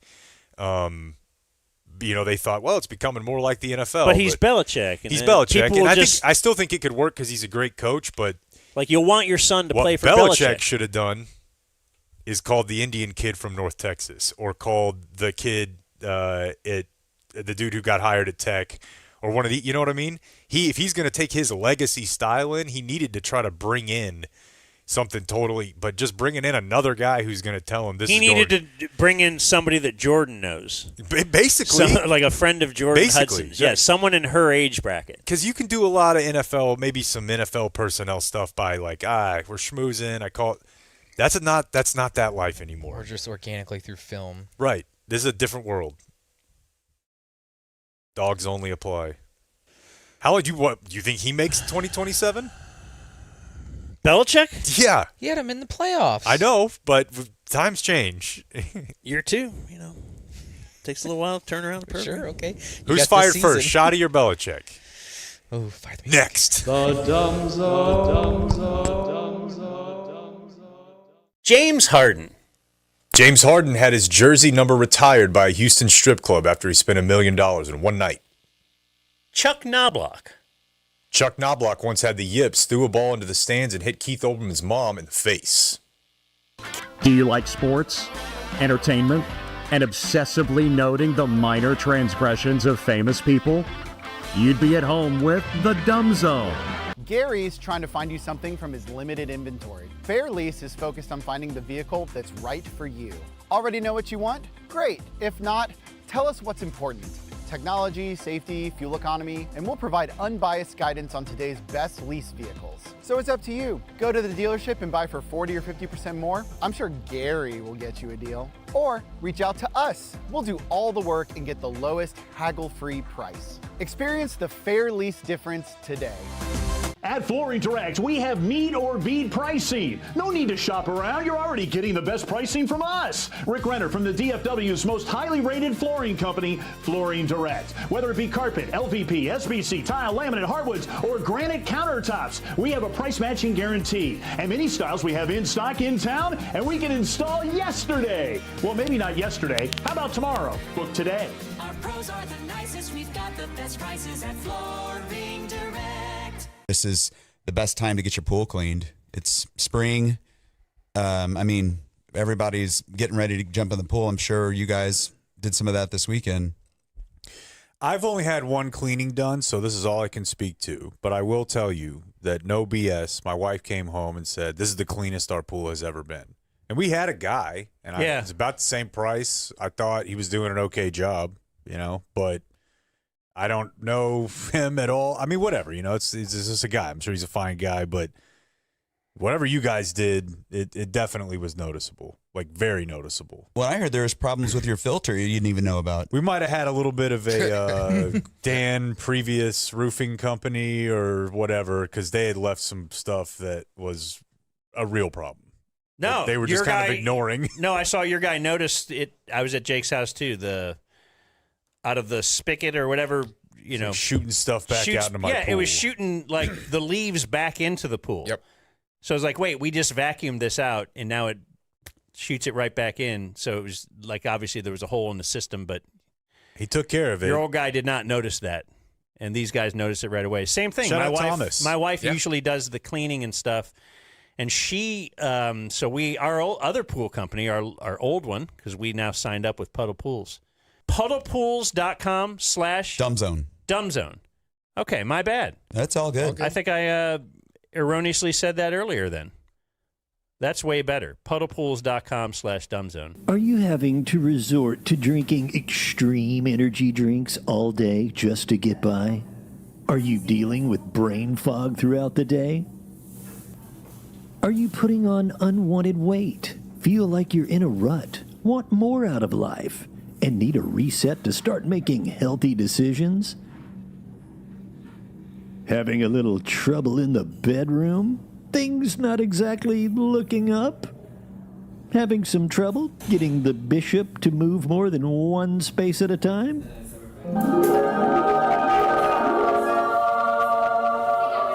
Is your penis broken? Then come to Game Day Men's Health. 12 DFW locations. GameDay.dumbzone.com. But I got this email literally this morning from Anson, who wanted to shout out Travis and his team at Community Mechanical. So anyway, he had another HVAC company. And he said there was a part that needed fixed, but the labor would be $4,000. And turned off my heater and gas for safety reasons, and then said it'll be 2 weeks for them to replace it. Sweet. So he said he was already planning on calling ComMech. And then he says in parentheses, I've shortened community mechanical. Yes, anyway, he has. We'll let him own that talk. one. For an alternate quote, but also to see if they might have a better response time. Now he says, everything I've heard about this company on your podcast is true. I called the office, left a voicemail, had a return call within 5 minutes. Explained the situation. The lady I spoke to gave me emails for both Drew and Travis, asked I explain it to them. I sent all the info, including photos of my equipment. I put in the subject line that I'm a Dumb Zone listener that needs help.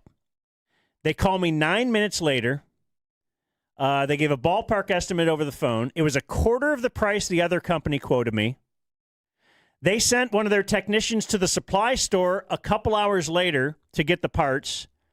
They have the parts in hand. They were at my house 8:30 a.m. the next morning to complete the work.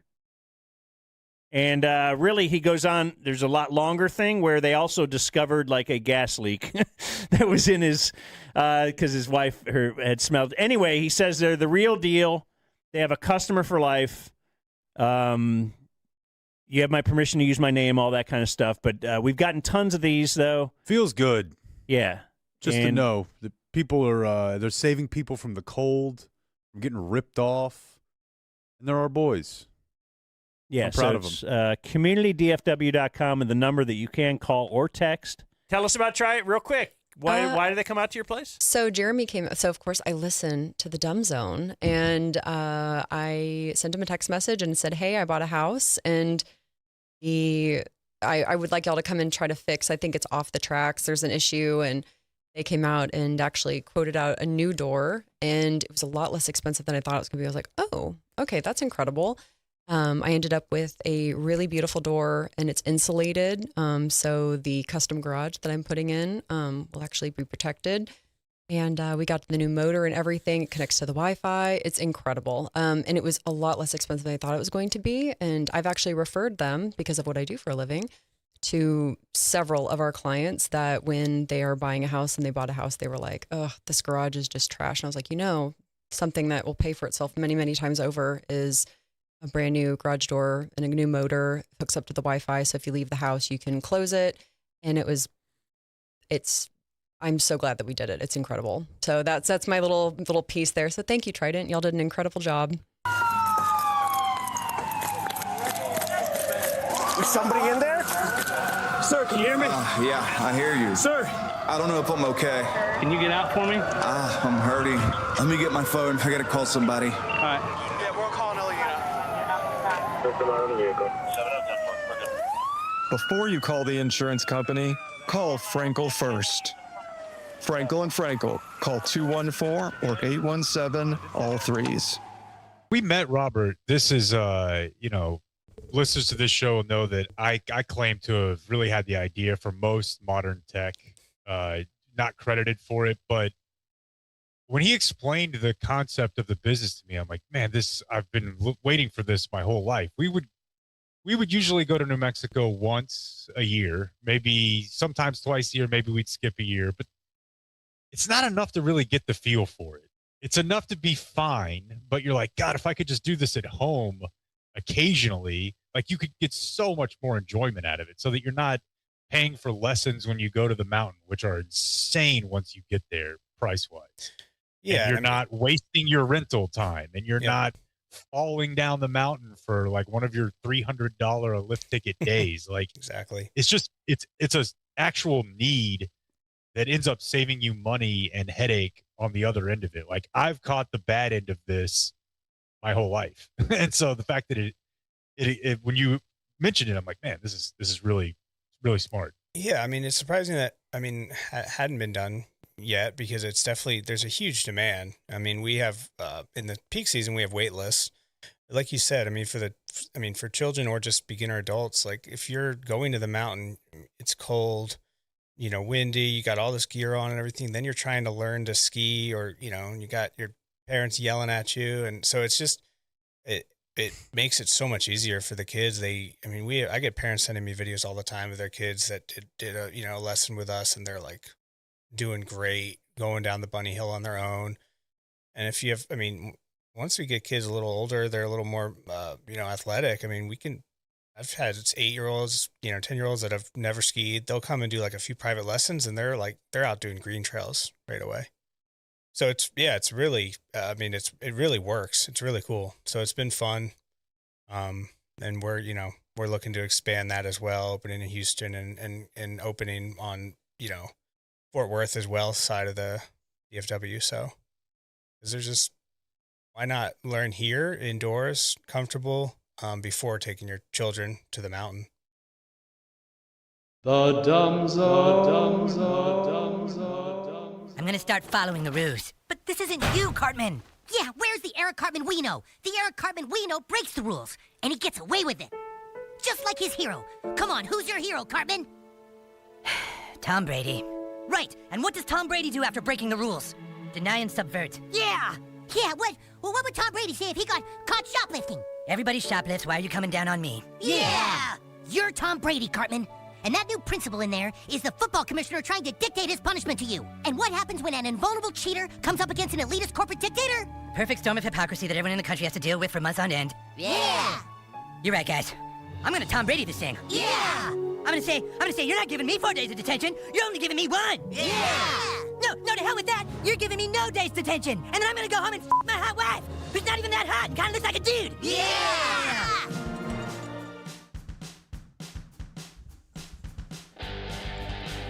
You're listening to The Dumb Zone. So the Wednesday Ranger game is what we want to promote. And I forgot to mention, you can go to dumbzone.com. And on our events page, there is a link to buy tickets. Those tickets will be in our particular section. And then you can join us and hang out with other people that listen to the show and watch Jake throw out the first pitch and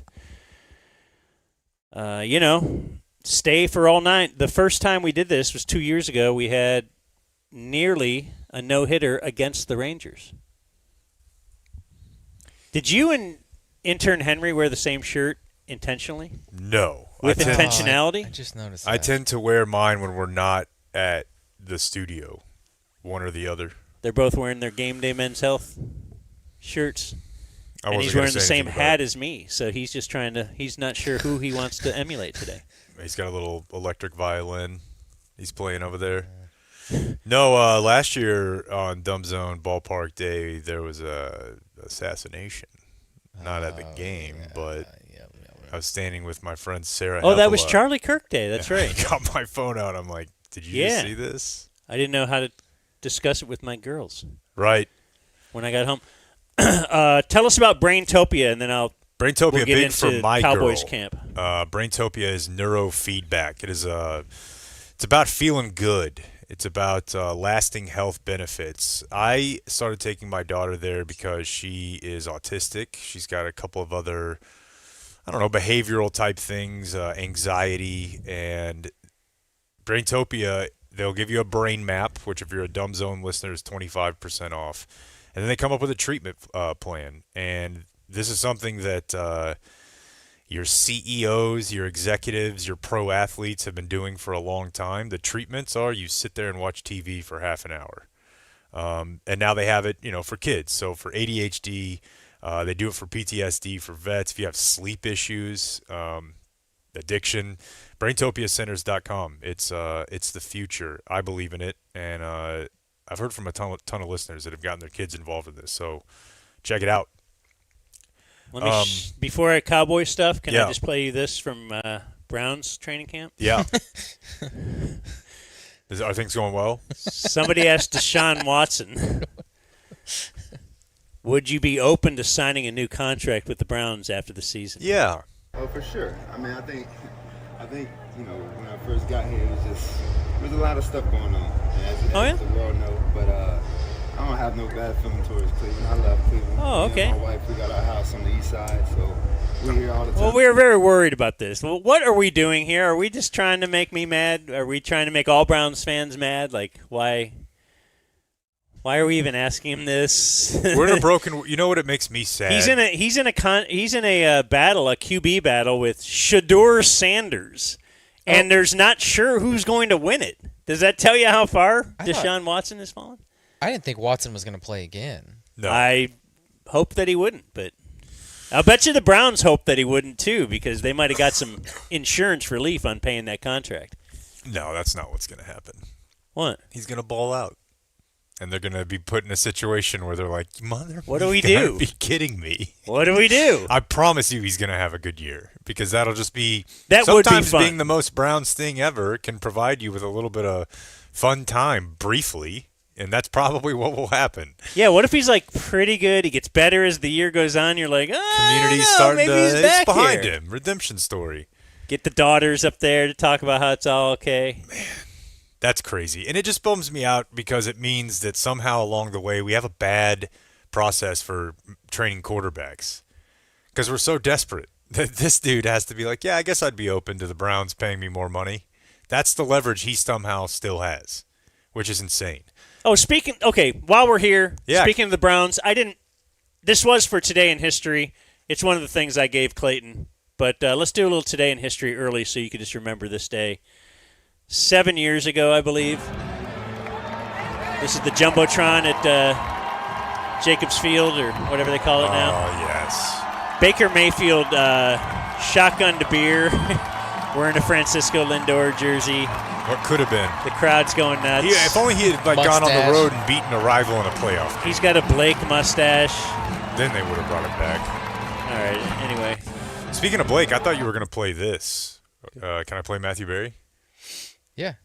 I just want to know what happened to Blake. Where did it all go wrong? 12. If you actually set out to finish last 2 years in a row, I don't think you'd be able to do it. Let's see. It's hard. The Le'Veon Bell holdout, that got me Justin Bieber. And then McCaffrey killed me last year with not picking up the handcuff. So Didn't get Mike Davis, who was the backup in Carolina. Sure. What did you say? A handcuff? Take What's a your own handcuff? emotions out of it. I'm sorry, what? No, you guys both said handcuff and nodded like everybody knew what you were talking. Is that like drafting Tony Pollard if you have Zeke as your running back? Yeah, I mean, to be clear, that's language that I try not to use. But I would say that it is a phrase that has been used in fantasy football for a long time. The idea behind that. Okay. To be clear, I didn't say it. That's just in your case guy said it. This gets aggregated. That's what I love awesome. on one of my favorite bits on big time podcasts, national shows is like, I know they'll probably aggregate this, but you know what? I just think Deshaun Watson shouldn't be a good quarterback. Okay, and I'm just upset that that what makes this a big podcast is going to happen and feed this to a lot of different people. But you know what? I'll say it anyway. Yeah. Shocking number of people in the game don't get the game. I got a lot of Christian Parker. And maybe I'll split this over 2 days because I'm pretty fired up about him. He was on with Peter Schrager, who outlasted Ryan Clark at ESPN. As Peter Schrager comes over from NFL Network. The guy Ryan Clark told he didn't play the game. Yeah. And we got in a big hissy fit about that. I could take or leave Peter Schrager. I'm almost working on a theory that it's a self-serving one. Shocker. That you have to be a dweeb who's kind of a bad interviewer to get good guests. Because they just know you're going to, tell me something about how awesome it was to be you and how much it's still awesome to be you. Like, there's just There's no threat.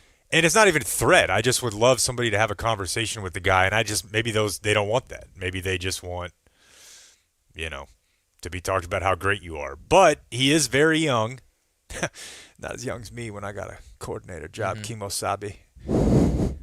Just shot in Conahay, but he is a young coordinator, and he's worked with some legends. I mean, Elko bringing him in at the college ranks. Say what you will about the 2016 Browns. Mike Pettin was somewhere around that team, I think, but he's thought of to be like a defensive guru. Vic Fangio, obviously.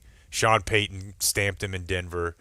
So a question Peter Schrager had for him, which I do think was a good one, was kind of, you're 26, 27 in these rooms. How do you not just feel way overwhelmed and out of your league? Yeah, I would say I try to just be me. I've been around, like you mentioned, some of the names were from Elko, who's one style, to Pet, to LaFleur, to Ijiro, to Vance, to to Vic and Ed and OG, who I call Jerry Gray OG, and Jason. Like, they're all different. I think that I try to be as direct, honest as possible. I try to outwork the competition as much as I possibly can, and give the same effort to the players as I expect from them. I think accountability and urgency are two main things I think I've operated under over the course of my career. And I definitely wouldn't be sitting in this seat right now if it wasn't for the opportunity to work under all those guys, even just as young as when I was 21, and the things that Latrell Scott made me responsible for from a young age, and kind of sink or swim. Either you figure it out or you don't, and somebody else will. And you kind of got to have a competitive spirit about you to make that happen. And it's not like I haven't stumbled along the way, but I think learning those lessons from those guys has been really impactful on me. Again, this is a dude with no real background, right? He didn't have a connection. He didn't have not only just a dad. I mean, he wasn't a great player. How'd he get in the door? Well, he was a college, a rotation, lower level DB, and knew in college, I am not an NFL player, but I want to be a coach, and just right away was a standout on a staff. But I mean, he worked at some places you've never heard of before. He was asked what advice he would give to a young coach. It's about a minute, but I think this is pretty cool. Leave no stone unturned. I think that when you're young coming in the league, or wherever you are, there's no job too small, and there's no detail that's too small. So you just want to learn as much as you possibly can and just be focused and detailed in the process. I think that, depending on the staff that you're on, whatever your area of focus is, your number one job is to be the greatest person of in that role. There's a quote by Martin Luther King where he talks about just being a street sweeper. And if you're going to be a street sweeper, you got to, sweep the streets like Michelangelo used to paint. And so whether you're doing a, Vizio document, or you're running Indy, or, you're setting the computer up for the DC and making sure that you don't, mess something up, check the remotes, doing all those things. But being the highest performer in that current role. And if you focus at that and then use your extra time to develop yourself in those other areas outside of your position of focus, then you'll get the opportunities that you want, coming forward. But, there's nothing more important than the current job that you're in and being where your feet are. Lost me with the last Dak line there, but don't forget the rice. He's that's what he's saying. This dude is as no BS, determined, locked in as a human being could be. Yeah, and He's just very different from his head coach. It's a thing you tell your kids, or I don't know if you will, but, when your kids get older, it's, how do you stand apart? I always say it's actually kind of easy. Like, within the first day or whatever, when we had a batch of 4 interns, to stand out. And it's like he's saying, act like that's actually a really important thing that you're doing. We've worked with people who, it's a weekend show I'm going to be producing for, maybe I'll read the paper during that. And others, act like it's that you're actually getting a shot with the Musers and treat them like the Musers. And people, that's just noticed. It's noticed overall in the long run. And people start to talk about you correctly or in a positive light. Like, hey, I really like working with that guy. And all of a sudden, the crappy shows like working with you. And all of a sudden, wait, the big, So, yeah, I would imagine it's very similar in college coaching and pro. Like, your young guys get in, and a few of them are in there. But if one guy is like, I feel like you could probably step up and be noticed pretty quickly if you are what he's saying. And it's not everything. Every time this guy opens his mouth, I'm pretty impressed. Yeah. But I almost don't obviously like you're it. not alone, right? Because he's worked his way into like, okay, I want this guy. Yeah, Vic Fangio is hiring him and putting him in charge of the DBs on a Super Bowl team. Yeah. No, I love everything I hear from him. Now, it's a little Winston Wolfy, and it's probably the biggest part of the Cowboys' problem is talent, or lack of it, on defense. So, right? Rick Carlisle's a great coach. Greg Popovich is a great coach. They have bad players. You're still going to probably have bad players. So I'm interested to see how this year works out. It is the NFL, though, where those margins are very, very small. And, I think as you say all the time, I think not only just the head coach, I think the coordinators matter a lot more than they do in other sports. I don't know. What's the hitting coordinator for the Rangers doing? Not what the OC for an NFL team is doing, right? Right. So I do think it matters. I think that getting the right talent for that coach has got me fired up. But, again, it is all Did you hear about the big thing he did early in camp? Or at least Shoddy made it public.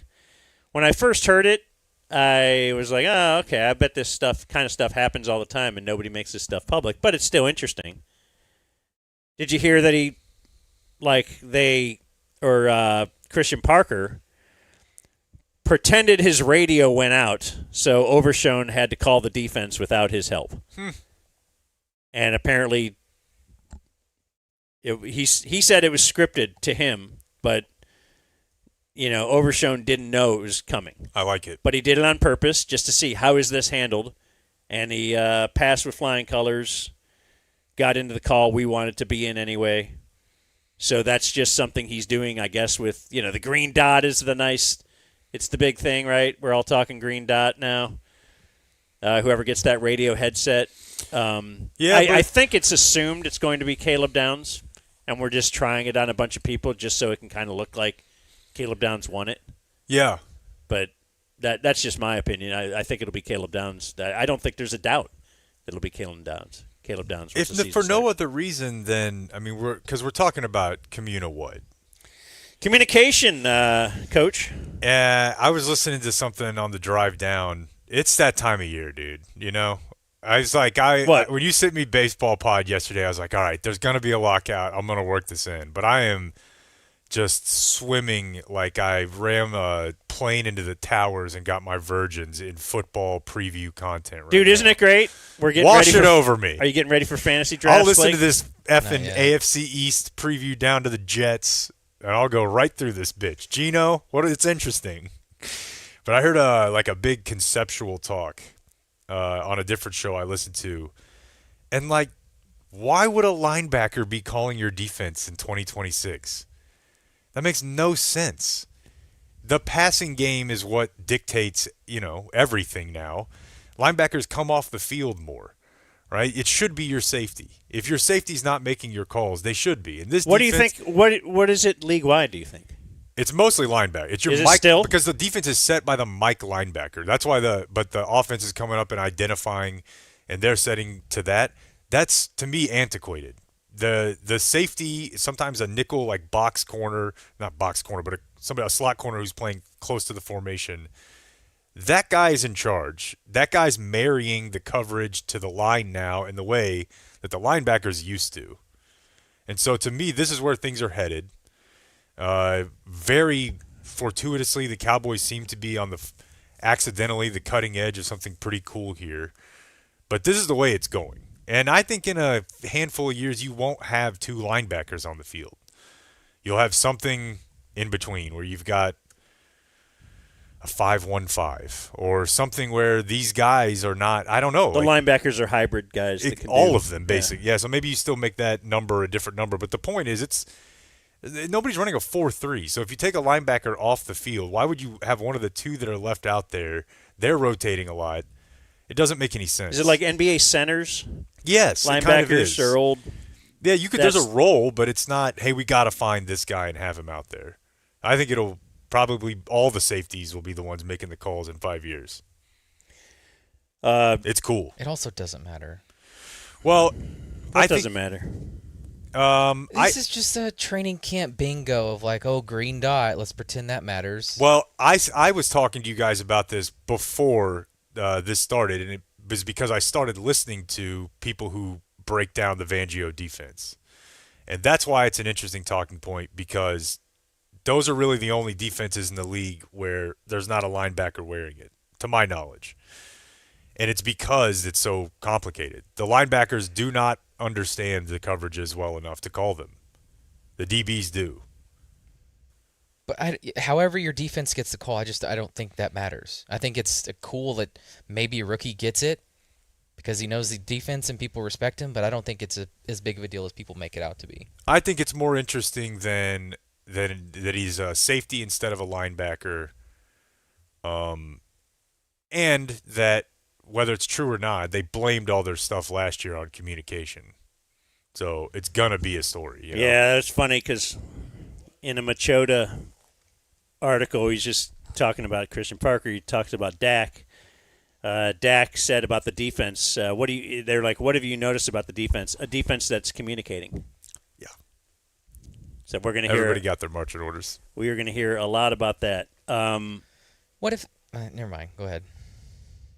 Speak your truth, Blake. I mean, God. It's okay for. What if the effing Giants ping 31 on them in week 1? Dude, but then listen what? to what I'm saying though, and I'm gonna maybe Why are we maybe just I'll cut anointing off, this guy already? I'm not. I don't think that anybody's anointing him, but I can play you the minute of. I didn't even play it. I got a minute and a half of Christian Parker talking about him, but we've all heard it. They're like, Caleb Downs. They're like, he's in here before everyone else. He's the last one here. In fact, he did a reverse lunch pail on this whole thing because there's like smartest guy. I'll play you. You tell me who he's talking about here. Well, you'll probably be able to figure it out. But does it play? Yeah, can you pull me back up? Yeah. Okay. Coop is probably one of the most natural players I've been around. He's just a Cooper DeJean. Natural, like, hand-eye coordination athlete. So, you go to basketball, he's shooting threes, he's dunking. You play golf, he's God, good this at that. feels You play good. ping pong, he's good at that. Like, the little funny social media videos where you're doing those he's good at those. You know what I'm saying? He just. But then when he starts talking about Caleb Downs, he's like, this guy he's watching film nonstop. Like, he just gets the defense inside and out, blah, blah, blah. I was reading about Caleb Downs. There's an article, I don't know, Athletic. Again, we're reading a lot of shit. Sorry, Blake. I just want when to he was watch him 6 play. years old. Oh, no. Did you hear about when he was 6 years old? Nope. This is kind of like I saw Kyler Murray play when he was 6 years old. When he was 6 years old, did he transfer to another top program? 7 years old. He was in first grade, 10-game season. He scored 46 touchdowns. The championship game, he had 313 yards rushing, 7 touchdowns, and then on defense he had 15 tackles. Yeah, I mean, if you're a college football guy, like if you're TC, you've known Caleb Downs' name for 5 years. Since he was like a junior in high school, he was like, this is the next generational defender. But the league doesn't value his position the same as they do like an edge rusher, and maybe they shouldn't. But the podcast I'm referencing, Dominique Foxworth, he was a DB for the Ravens, then he was the head of the PA, now he's in like media. And that's not the guy with the big hog, is it? No, that's Dominic Rogers-Cromartie. All right. But if you watch a game and you hear them kill to something and it's like, boy, that was pretty basic. I feel like that was just a run to a pass. It is. It absolutely is. And so he was talking about it from terms of it's time for the defense to start operating like the offense and dictate the terms a little bit. One thing that you'll see in the Fangio defenses that you don't see in Eberflus's defenses is, and this is by far, I'm not X's and O's guy anymore, but at the snap, you might have two safeties high, level, right? Usually that means they're dropping back and covering either half the field or a quarter of the field. But in this defense, one of them might run down and the other one's going to run back. So now we have one high safety and one low. The point is you want to make the quarterback make their decision as late as possible. Always. They'd rather do it before the snap. Every quarterback ever has before the snap, they know where they want to go. But as late as you can give them that information, that's what you want. So the defense starting to think in terms of like, why don't we try to confuse them more? Why can't we get up here and have fake calls? Why can't we get up here and have kills and dummies that confuse them? Because now we're in a situation I assume where they do that. The quarterback gets up there and sees a look and then yells kill. You never hear the defense do anything. They run the ball right into it, but they were set for a pass. Now they've killed that to a run. Screw me. His point was like, we have cerebral, and this is like a point I've been trying to make, but I didn't play at a high enough level to make it. They always say, well, we don't have the guys. Well, you don't have the guys because you haven't made them the guys. Like Caleb Downs didn't just become a safety. They made him a safety. They could have made him a quarterback. Once upon a time, they were making guys wide receivers. And then they were like, I feel like this guy could be a quarterback. If he can handle all this mentally, if you think about doing that on the other side of the ball, it won't have the same impact as like black quarterbacks. I'm not saying that. But putting a guy who is the quarterback of your defense truly back there, who doesn't come off the field, he's not the fastest guy in the world. And he's also not like the greatest playmaker in the world. He's not like a freak breaking contain and all this, but he runs shit. And he's going to be where he's supposed to be, and he will hit you. Like, that's what you want. You want to basically, that's now a running quarterback because he can run and he can throw and he sees the whole field. Now, by saying all that stuff, is he almost inadequate with the size and speed he needs to be, or no? Maybe. He's not like because the smartest guy in the world, right? Without the NFL body attributes that you need. He's a great athlete, but to people I think people think of like a guy who's just Ed Reed. I feel like was a great cerebral player, but also had the ability to do anything you want freelance. There's the only concern with him right now is overhyping him, right? Because it's like when LeBron came into the league. Would you say right now that he's a failure? You might, with what people were saying, he has only 4 titles. He has, whatever you want to say about LeBron. Is that a failure because he was brought in? Like Caleb Downs right now. It's a lot of hype. It's going to be hard. But he's got that worst DVOA rating in the history of the sport working in his favor. Yeah, but he also has the opposite of favor. They lost Micah. And their defensive line is a year older, and they lost, what's his name, Clowney even, right? Yeah. So he just signed with the Texans, I believe. So, which is but odd it's before still, camp. I thought Clowney would wait.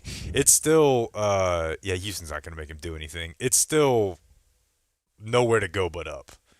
Yeah. So I still, and I don't know, man. Pass rush can really help the secondary. They have a really weak secondary still. Yeah, that's and my their biggest. Pass rush is not what it was. It won't be what it was last year. I don't even think. Oh, I don't know about that. We'll see. I think Ezeraku's a player. I think Barham is a player. I think Malachi Lawrence has got something. Throw one injury in there, and what do we have? There's the offense is going to have to score a lot of points. I'm saying still. Yeah, and it's very possible, Blake, that New York does score 31 in Week 1. But it's very possible that Dallas scores 40. You want on 31 against New York? Any bet you want? Really? Yeah. Didn't they do that last year? The Russ game for sure. Yeah. I mean, Russ. Who stops Russ? No, but I mean, there's no Quinn in there. There's no Micah. Obviously, that was before the trade. I think the main thing is just, I do think it's an interesting topic. I don't know necessarily that the Cowboy media knows exactly how to cover it, if you want me to take a shot. But if you're a football, somewhat of a nerd, the Cowboys have been serving vanilla for a very long time. And now they're like, what if we put some peanuts in there, a little chocolate, make you something fun? It's different. Speaking of the Cowboys, you think about where they're going on the road this year, and then that makes me think of like their radio broadcast, their national radio broadcast, and what the dress code is sometimes. And you can pass that dress code if you're wearing a poncho shirt. You can go to ponchooutdoors.com/dumbzone. You can get 10% off and free shipping on your first order, and you can look like Blake does when he's standing right next to Steve Berline in the Cowboys national radio booth. Now, they're wearing suits. They're wearing the jackets. They're wearing the nice pants. And Blake's got his poncho shirt, which he could have been wearing outside fishing, Was he fishing a couple right hours before that? previous to that. Could have been. He's got the UPF to protect you against the sun. And when the game starts and I fire that jacket off, boy, I'm feeling good in my poncho. It's so light. It's looking just such a slick. good feeling fabric. See, I thought you were going to say football season because really, like, no matter where you are, the poncho works. You'd be like West Coast, East Coast. It's just a breathable wear. It's good. It's good for the fall.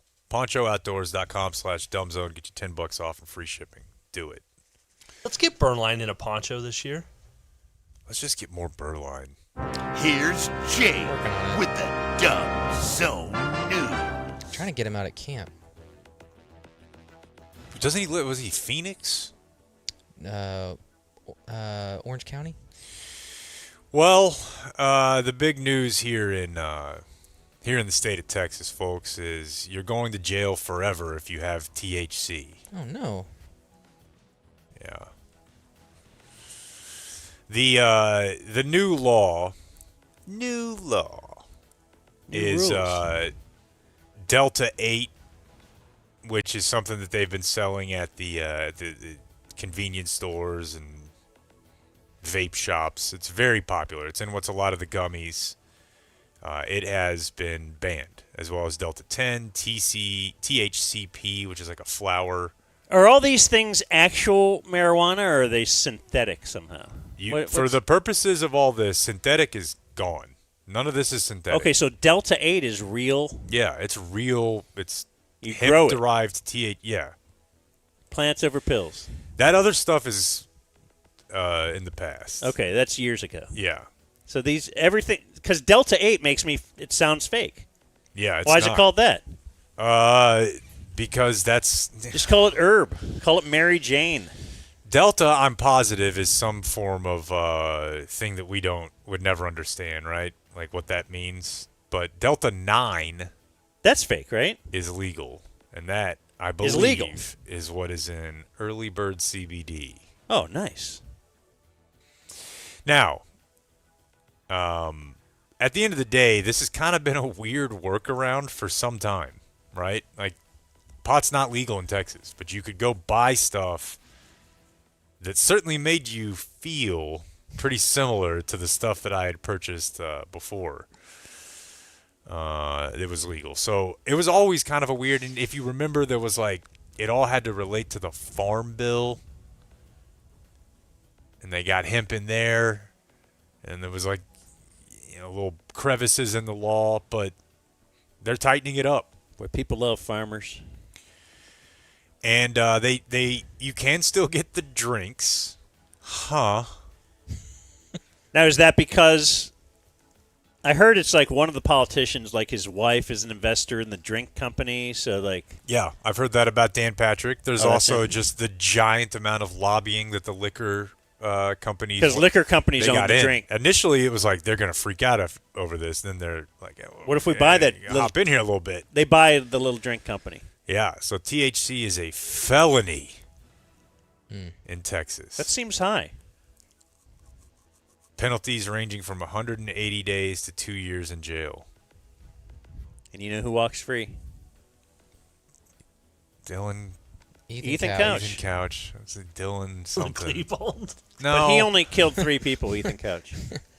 No, there's another one. There was a couple of affluenza kids. But yeah, this is and hey, I'm not here to tell you anything about how to vote, but I feel like this is a bad move for the Republicans this close to an election. Because even if it doesn't matter who's who, they've been in charge for a long time. So this is just serving soy boy Tallarico something up on a platter. That seems like the best case for if you keep bitching about how things suck. You go, yeah, well, I thought you were in charge for like 20 years. But I'm not as in charge as I would have been if you wouldn't have voted for a Democrat every now and then. And also sometimes you vote for not enough of a Republican. I'm not able to do this thing the way I want to do. All right. Because you keep voting for other people. Well, tell me what to do. Boy, tough scene here in Houston. A Texas miniature horse breeder is asking for the public's help after one of his beloved miniature horses, Peanut, was stolen from his property. Stolen. Surveillance video captures a white truck luring the horse through an unlocked gate. Hey, come on, horse. I know that doesn't work that easy. I once tried to get a horse into a gate. They don't listen to you. No. Or maybe these people know how to do it. Peanut means the world to Terry. Peanut was born while Terry was battling stage 4 cancer. Ah, man. I know that I've told you guys the story of Steroid Man riding a miniature horse at my buddy's house. Mm-hmm. Because a friend of mine's parents, they had a bunch of land across the street from our junior high, and they quartered, I guess is what you call them, horses. And the other story that came from that was, I feel like we were in junior high, so it had to be before Columbine, but right around that era, Dan. I don't know what was going on out in Ohio, but down here we were experiencing satanic panic. And one of their horses was found, like, cut up. On the property. That's not going to slow down that panic. It was a big story. Big story. Trying to find out who had knifed a miniature horse on the Christopher's land. Peanut's been found. Oh, this story, I have it from Sunday. What do you got? They found him? Mm-hmm. Where was it? They said in the tall grass. All right, I don't That's even how care small if that's the just course a is? setup. It's really good.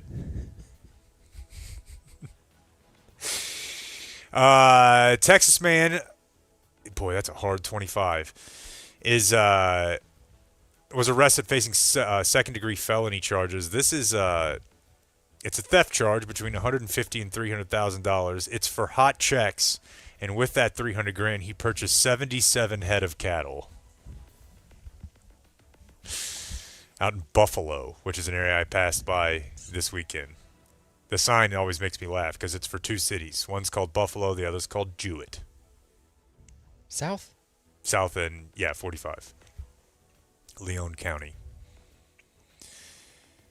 But yeah, we always have that, we always scheme up these questions of like, all right, if I just handed you, I don't know, let's make it a pound of heroin, right? Like, what do you, I'll give you 24 hours to liquefy this from an, like, asset terms. Like, I just think, I think there's so much planning that involves in selling cattle that this guy just did not think this through at all. He shows up at a Buffalo livestock meeting with fake checks and bought 77 cattle. It's like, dude, there's no world where you get away with this. Like, none. I don't know. I love crimes where right out of the box I'm like, and in my head he walked in there like Charlie from the Always Sunny episode where he has like a big, like 10-gallon hat. And he's like, "What you for, lass?" I'm amazed that people are still writing checks. I bet Dan writes one every now and then. Boy, maybe one a year now. I still have a checkbook, but I don't think I've renewed it in a decade. There's certain people that will only take checks. Do you know that? Yeah, like I had lawn guy for a while. What? Yeah. Oh yeah. I had a landscaper guy that would only take checks. I would drive it over to drop it off at his house. Yeah, I guess that makes sense since they know where you live. But just back in the day, going to coffee shop and writing a check, I don't know. It just could have bounced. You could have just gotten free stuff. Well, then you'd get your picture up on the register. Oh no! It says don't let this man. I've never taken a check to a store and written a check. Oh, groceries. Yeah, parents did grocery store. And you Oh my God, kind of write no. it for 50 over. Get a little cash. I've certainly back. been behind that petty person cash. in line, but I've never written a check at a third location. My agent would take check or money order. Instead of having any checks, I'd have to go get a money order every month. I was always afraid of having a money order.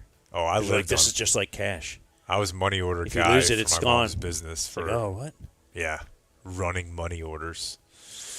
A woman in Mansfield, 56 years old, was a woman. She died Saturday afternoon. After, now you be the judge. Did she die doing what she loved? A riding lawnmower that she was on overturned into a creek and trapped her. Ladies do like the riding lawnmower. It says upon arrival, first responders found that the woman's husband had tried to free her from beneath the heavy machinery, but slipped because it was so wet around. It hadn't rained in weeks. Yeah, dude, you don't want to be crushed by a machine. It fucking sucks, dude. Somebody was pitching me on ATVs in Hawaii. It might have been our James Gold Tesla guy. He's like, I got family down there. Go to the ATV thing. I'm like, it's not happening. I'm done. I'm out. Herschel told us to be weary of those people. Jet skis. Jet skis in the water. That's right. Yeah. Wait, Herschel Walker emerges once every couple of years just to say something wild, and then you don't hear from him again. So, anyways, I'd say shout out to a woman who's mowing her own lawn at 56 on a riding lawnmower. Although 56 doesn't sound old to me at all like it used to. You see a news story like that back in 15 years ago, I'd be like, well, she was going to die, the next day anyways? Yeah. The closer you get to 56, 100%. I see people who are 56, and I'm like, doing pretty well. GameDay.dumbzone.com. Thank you. Yeah, no doubt. A teen down in Sugarland was bitten down in Turks and Caicos. This teen from Like Sugarland Carter. was bitten by a barracuda. Okay. Cool. She's That sounds like a piranha. What is a barracuda? Oh, see, I was going to say barracuda is on the list of things that I definitely thought were going to be, like, you heard about them, they got a song. And every time I've ever been snorkeling, which is only like a handful of real times, they were like, hey, watch out. Do you consider it to be similar to piranha, though? Yeah, but barracudas I've seen. I've seen them. I don't know what it looks like. They're huge. They're giant. So not just in movies? I think not just in movies. Okay. Big fish. This woman was a girl, Epstein, was bit by this barracuda, shallow water, blood pouring down her arm. She dreams of becoming a marine biologist. Did. Kind of right there, you know? I've thought about this, like, a kid got stung by a jellyfish on our trip over the weekend. Did you pee on him? Yeah, I peed on someone else's kid. I said, Not all heroes wear capes. Yeah, We don't know the which strongest stream. We don't know which one was stung. Why don't I hit them all? Line up. I mean, they're all sitting here crying. But it puts you in that spot of like either like you're the girl who got bit by the barracuda and she immediately is like, this was kind of my fault. I love the ocean. This makes me feel more connected to the ocean. Or they say, I'm never going back there again. Don't know how you thread the needle there. But it's tricky. 2 more diarrhea deaths in Michigan. We hadn't cleared this yet. I didn't know we were dying from that. Yeah. I saw a funny thing on Twitter. It was like, how do I know if I have the lettuce, the whatever breakouts? What was it called? What's the name of the cyclospora something? Cyclospora diarrhea. Yeah, I think is it from Taco Bell, or is it just regular Taco Bell diarrhea? Like, which one am I getting here? I don't understand how Taco Bell got diarrhea coded. Well, I just thought that was a funny tweet. Is it all fast food? It's just the same? I'm with you in that I won't stand for much Taco Bell slander. Yeah, thank you. But I thought it was still funny. And then final story, the Star-Telegram had a long article this weekend about one of these transfers, Dan. I'm against trans. So what was it? I'm sure Blake is all over Star this quarterback? One. Yeah. It's always a quarterback, right? Yes. No one cared when you transferred anywhere. No, they did not. John Meredith III. Now, he, after all this fallout, ended up enrolling at Texas back in, like, January. Or maybe just before the summer started, I guess. But he's foregone his senior season. He had enough credits. He's at Texas. He was the number 1 player in the country. And so the issue at hand here in the Star-Telegram reporting is, so he was at Trinity, okay? Trinity is coached by, did not know this, but apparently much like with the Dodgers, once upon a time I saw Coach Steve Linweaver against Coach Todd Dodge. Riley Dodge was playing in that game. Riley Dodge would go on to become the coach at South Lake. Aaron Linweaver is the coach at Euless now, his son. So they had a kid, John Meredith III, number 1 player in the state, who was going to transfer to North Crowley. Okay? Another power. The coach was under the impression that this was for an athletic reasons, right? That he's like, look, he's going to another power. So he had phone conversations with someone at the UIL where he had said, hey, I think this is probably athletics. What the Star-Telegram obtained are text messages from the guy at the UIL texting the coach at Trinity saying, hey, make sure you select athletic reasons on that form. Okay, like we talked about. The UIL is saying they had talked about it. This is referencing a phone conversation where they talked out all the factors, and the guy from the UIL said, okay, what I'm hearing is you need to select athletic purposes. He followed up with a text later, hey, hadn't seen anything yet, making sure you're going to select. So now people are saying the UIL is actively deciding which one of these they want to follow up on and press to say to the coach, make sure you select athletic and which ones you don't. There are a couple complicating factors here, like I think the kid did move, but sometimes you can move and there's still a school closer to you than the one you end up choosing. Uh-huh. And there's also the case of, well, you can move and you can go to that school, but you can't immediately be academically eligible. In this case, his mom is a cop and she got married, which I have heard from our friends in the last year or so. I don't think this is the case here from what I've heard. But I have heard of a couple cases in the last year or so, Dan, where a couple will divorce on paper, legally.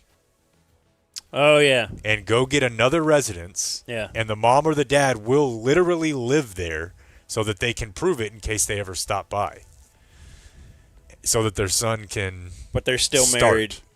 Yeah. You know, under the eyes of the Lord. Do you think that gives you any daylight? Yeah, does it? Hey, I thought, but we're officially. So, in any case, this kid eventually just said, F it, I'm going to Texas. He's not playing at Euless. He's not playing at North Crowley. It looks like a mess. A lot of lawyers involved. A lot of hearings. There's some parts in here where Aaron Lindweaver from Trinity is asking which district is going to hear this case. Will it be the old district that we were in or the new one? Because they realign, you know? Uh-huh. And in the new one, I guess they got some new company. And he says the new district is the I-20 guys. I seriously, or probably won't get denied in that district hearing. So I would imagine that probably means, what schools is that, Blake? Does this never affect? So it's a race thing. Something like Argyle? Is Argyle a private school? Argyle recently had their own. Oh yeah. I mean, private schools. Are you allowed? If it's private schools, is it okay? Is it just because it's public schools? Duncanville, Cedar Hill, Skyline, DeSoto is who he's referring to here. Yeah. Sorry. Say your question again, then. I mean, are you allowed to transfer to a private school? Yes. And that's it.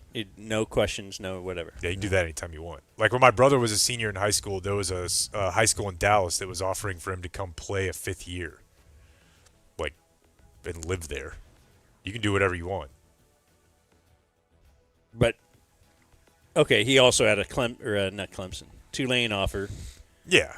The idea was that would improve your offer. Like, go play at a private powerhouse that, they might not be. Then you can go to Tech. Yeah, whatever. It was like Bishop Lynch or something. One of those type schools. They do it a lot, apparently. So did he consider it? Yeah, but it was a mess, dude. It wasn't like, it wasn't like it is now. Can you imagine if they had NIL money back then? Dude, you watch that, it's just kids, but you watch that, the QB show, and Cam Ward shows up at any kid thing. They're all like, I'm going to get NIL. And he's like, oh, God. All right, there's your news. Oh, how's your levels? Just all the way up. Subscribe. Happy birthday. Thank you. It worked. Will you play it in a different thing next time? Yeah, I will. This will be brought to us by Frankel and Frankel, personal injury attorneys. We highly encourage you to call the Frankels if indeed you are in need of help. Maybe you still have a little summer travel left. I saw a lot of accidents this weekend. Oh, really? A lot. And I guess you can laugh about that because in the back of your head, they can get taken care of by the Frankels. 214 or 817, then dial all threes. FrankelFern.com. I encourage you to go back on our YouTube page and search Frankel and see the Business Wednesday interview we did with them. It's pretty good. And I think their message, they're good dudes. They're really good guys. So check them out. You'll talk to a partner when you give them a call. And when you give them a call, you got a collapse lung. You got a lot of problems. Make sure you mention the Dumb Zone, though. Just do that for us. We have a few viewer mail birthdays on this Monday. This one was sent Friday, but he said you could save this for Jake because he has a name rating. Ooh. Oh, wait. Doesn't have a name rating. I see why I saved it. All right. He said this is for today or tomorrow. It's our second kid, so whatever. Birthday was July 31st. New baby. Teddy Stout. This is from Grant. He says, can I get a joke from Jake since he does his little stand-up thing now? Absolutely not. Oh. Absolutely not. Good listener here. Nope. Guy, That's it's a very good name for your kid. Teddy's a cool name. I saw some article the other day. I didn't even end up clicking on it, but I think it was very 2018. But it was, I think, saying that somehow white parents using classical names, such as Honora or Carter, is racist. Somehow. Or like a tool of the imperialist. I don't know. I loved it. Dearest Fandango of the Three-Legged Tango. What? This is D1DF number 52, Brad B. Brad. Sending him birthday for myself because I'm a man. I'm 40. At least I have been for the last 12 months. Today is my Dirk Nowitzki birthday. My leaders are Game Day Sweets, Aggieland, Brunig's Girls Gone Wild hat, and the DFs of the Dumb Zone YouTube live chat. Punt like nobody's watching. Let's have some football. And maybe take a break from cranking that hog before you go blind. I mean gay. Not that there's anything wrong with that, from Brad B. P.S. Thank you for watching my videos. Subscribe and type for my name if you want to watch more of my videos. Okay, punt like no one's watching is very funny. Would love it on a shirt. It obviously makes you think of dance like no one's watching. Somehow recently I was reminded of the 90s. I guess it was a book, maybe a movie, but the phrase eat, pray, love. Do you guys remember that? Oh, of course, yeah. Is that how we ended up with Live, Laugh, Love and all the other like college apartmentification of women's houses? Did it start with eat, pray, love? Or did it just start with shit, shower, shave? And we had it in the 50s. And eventually. That's probably it. It started with something cool like that. Yeah. And they're like, nah. Well, what if we make one for us? And predictably, it turned out like that. Gashman. Today's my 29th birthday. My leader is Blake. Uh-huh. Movie trope. The trope of having guests in the dining room making an excuse to walk into the kitchen, then talking about the guests at normal volume while shutting the half-assed door. Yeah. Major problems with that. And a Bonds list entry. This is from the Bonds versus Griffey list. Jake from State Farm. I'm not positive he gets the invite to the party from the events that he is courtside at, but if so, it's inevitable. Yep. The new one? Yeah. He hangs out with Drake. This is known from pedophile. Mason, Beehive member 221. Yep. Wise County Division.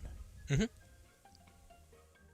So the Beehive has so many members, we're numbering them. You seem confused. Well, 221 of Wise County. Oh.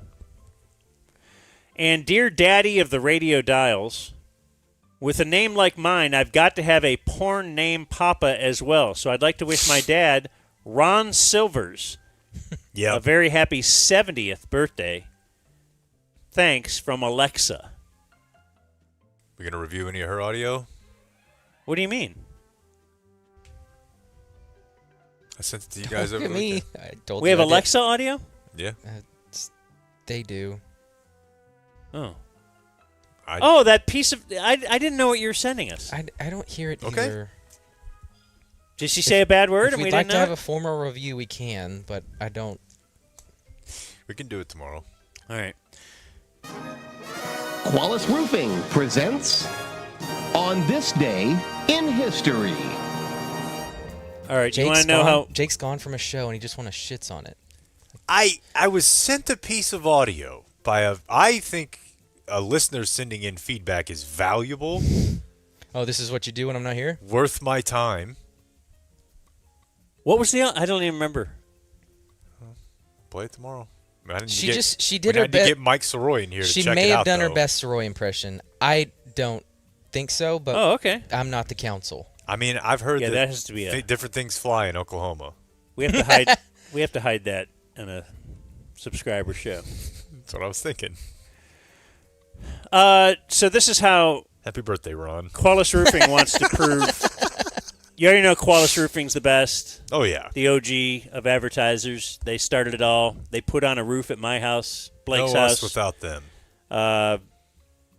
They're the place, you know, you call them for a free inspection on your roof, they'll give you a Dumb Zone t-shirt or like a subscription. They'll just do a lot for you. They're awesome.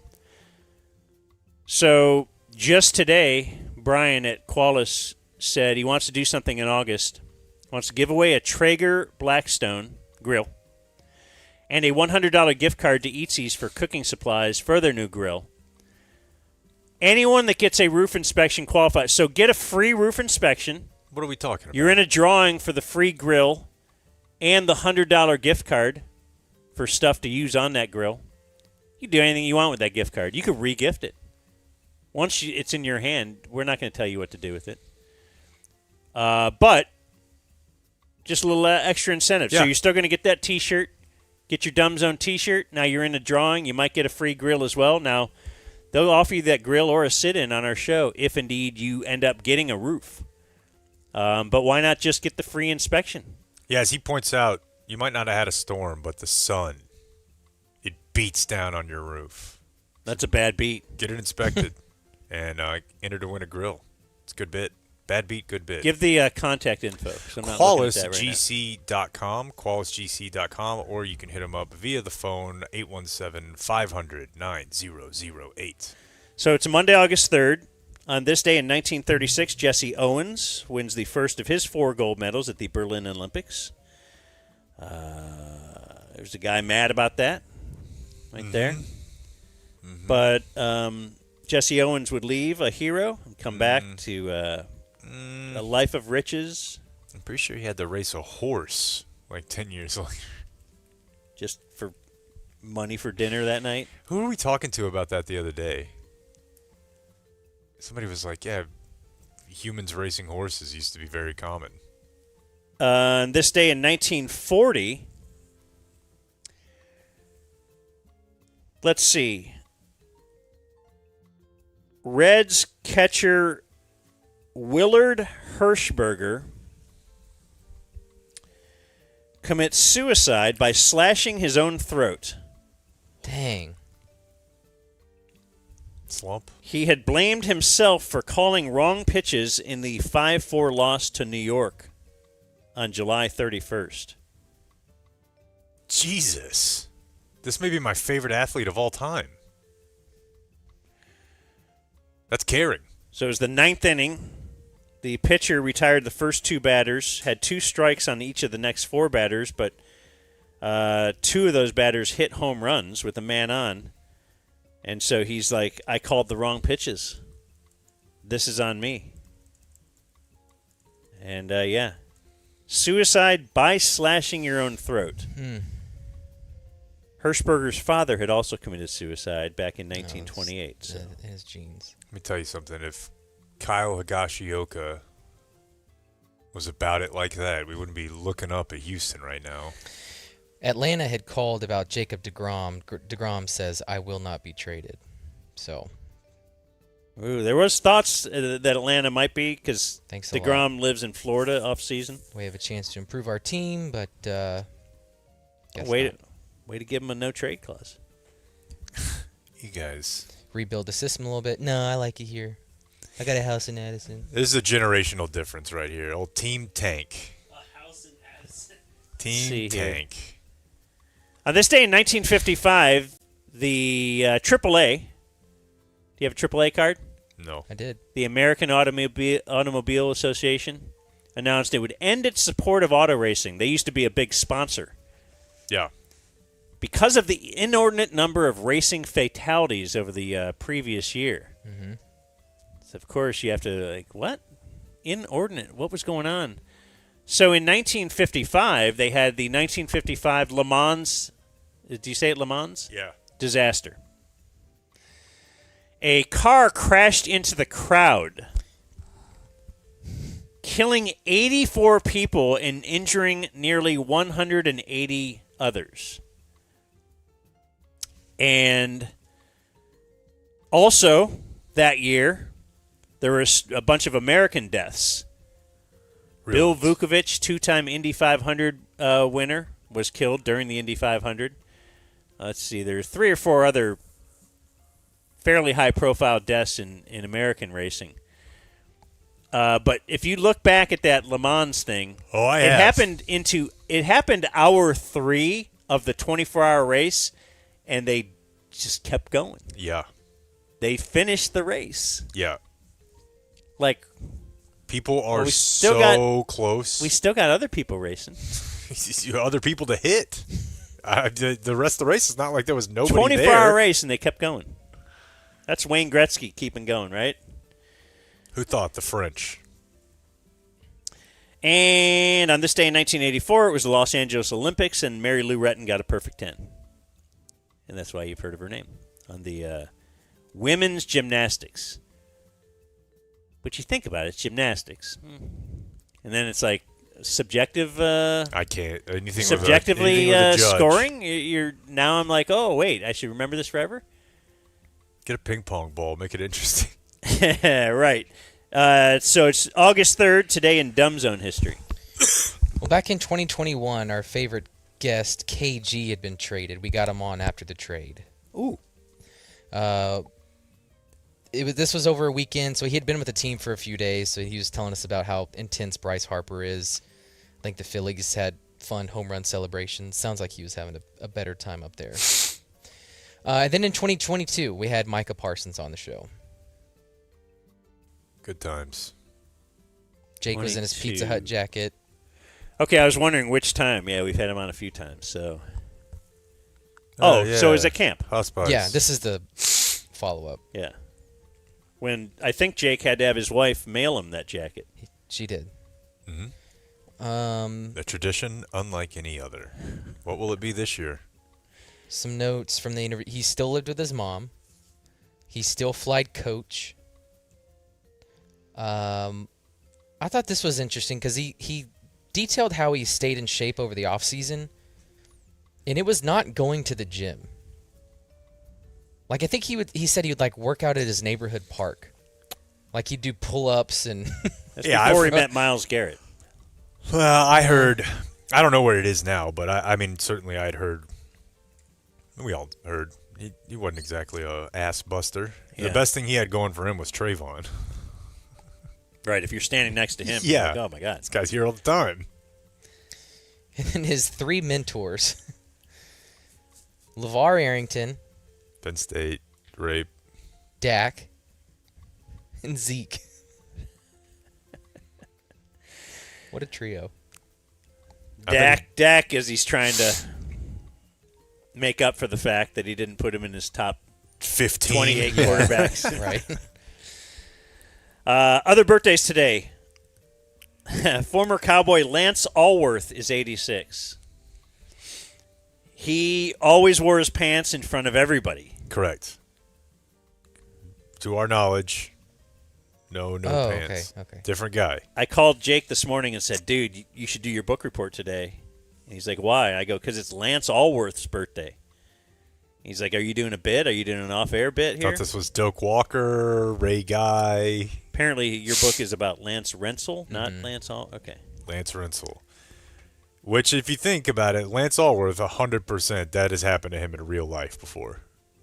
Somebody has said to He's him, a hey, white man. receiver from the 70s who played for the Cowboys named Lance. Yeah. I just assume he's the guy that exposes himself in front of... It's not quite Jerry Sandusky, the other Jerry Sandusky, but it sucks. Dante Fowler, 32. Bust. Yeah. Tom Brady is 49. Bust. Con Knippel is 21. The Rookie of the Year runner-up to Cooper Flagg. Two whites. Tennessee, I think. Kevin Sumlin is 62. He's one of the guys that Johnny Manziel made a lot of money. Mm-hmm. Think of that. Should Manziel have gotten a percentage of Sumlin's Arizona contract? Like, Coach Pro has Manziel to thank for resurging his career. Because what has he done without Manziel? Has he been extremely innovative?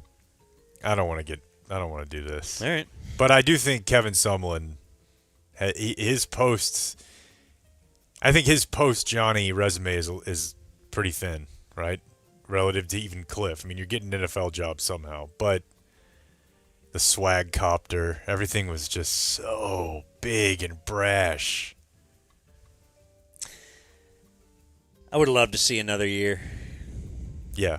How great. Hell, to be honest, I would have loved to have seen him take the next year seriously. Yeah, he might have imploded during that final year anyway.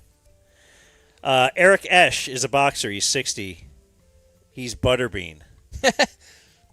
I know I had him in studio in Dayton. I'm very upset I couldn't find any Eric Butterbean audio today. It's a big world out there, Had I so not I saved probably Butterbean wouldn't have just been able to pull it. But if you gave me some time, just start listing people you think I had in Dayton. I would have got to Butterbean before too long. Yeah, that's a good one.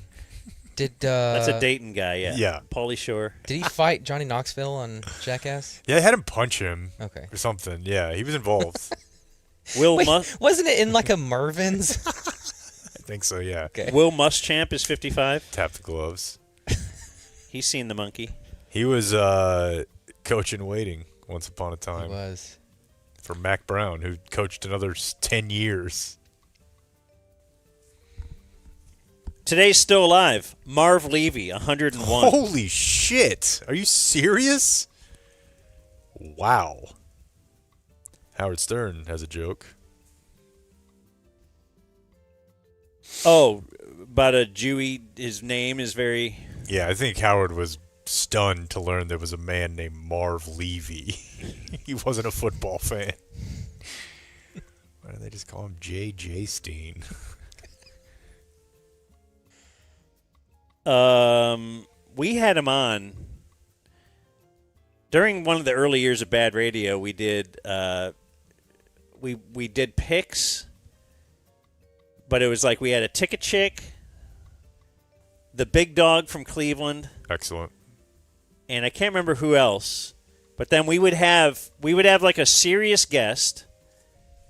This was the way me and Bob worked together. Like, he wants to talk serious football. Right. I want to do bits with the big dog from Cleveland. So we're like, all right, we'll do a 2-segment bit.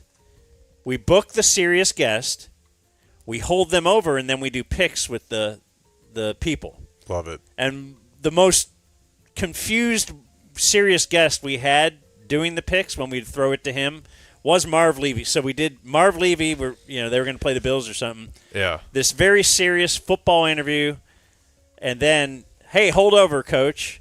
And then on the other side is Susan the ticket chick, the big dog. You know the big dog, right? You seen him out there, and he starts barking at Marv Levy. And it was very... And Marv Levy right then, I was like, well, this guy will be dead in a year. He's Incredible. 80. Incredible. And he's now 101. Marv, say hello to Tay Zonde. He's from the Buffalo area, Here's actually. Doug Townsend. Todd Gurley is 32. Man. 32. I know, isn't that insane? When you read running backs' ages, you're like, whoa. And he was like awesome. Uh-huh. Young Ho Koo, also 32. Oh, man. I think the running back died with Todd Gurley. What do you think about that?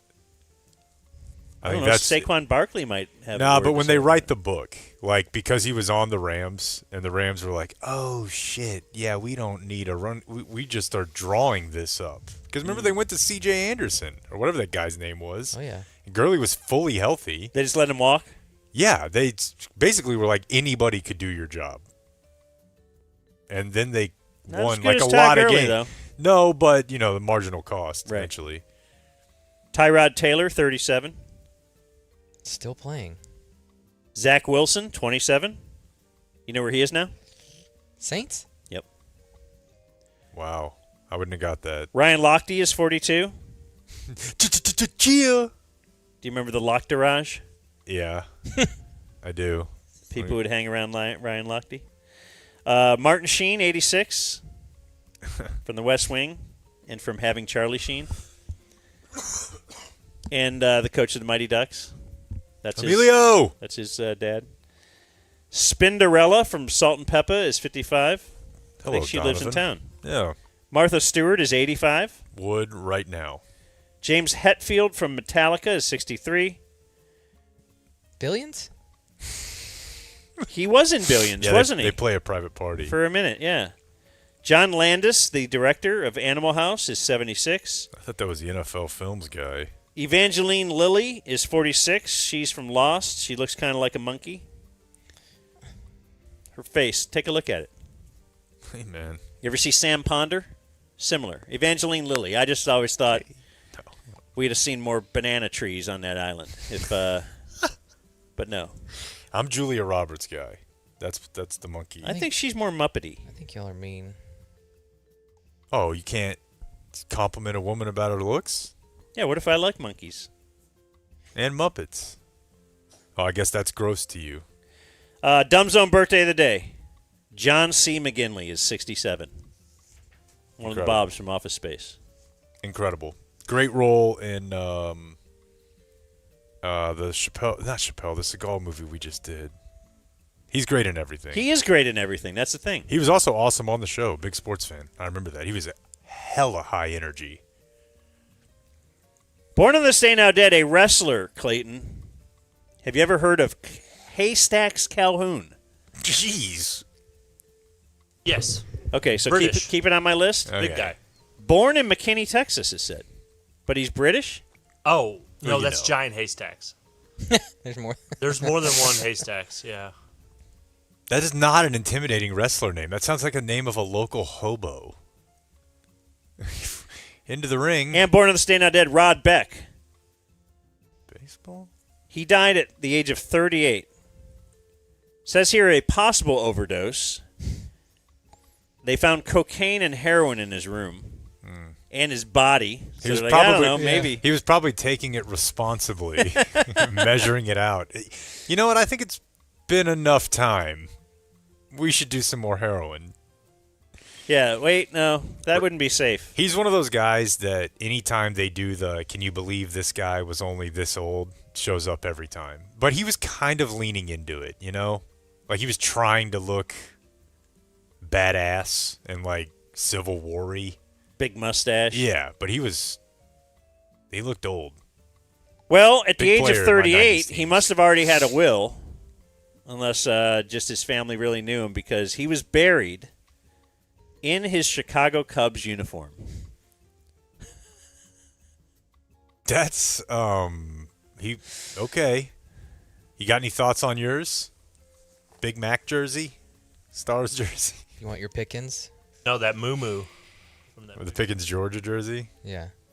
I think the Michael Irvin Miami Irvin you got me before any of that. Could we get more money out of Poncho if we said we will be buried in a poncho?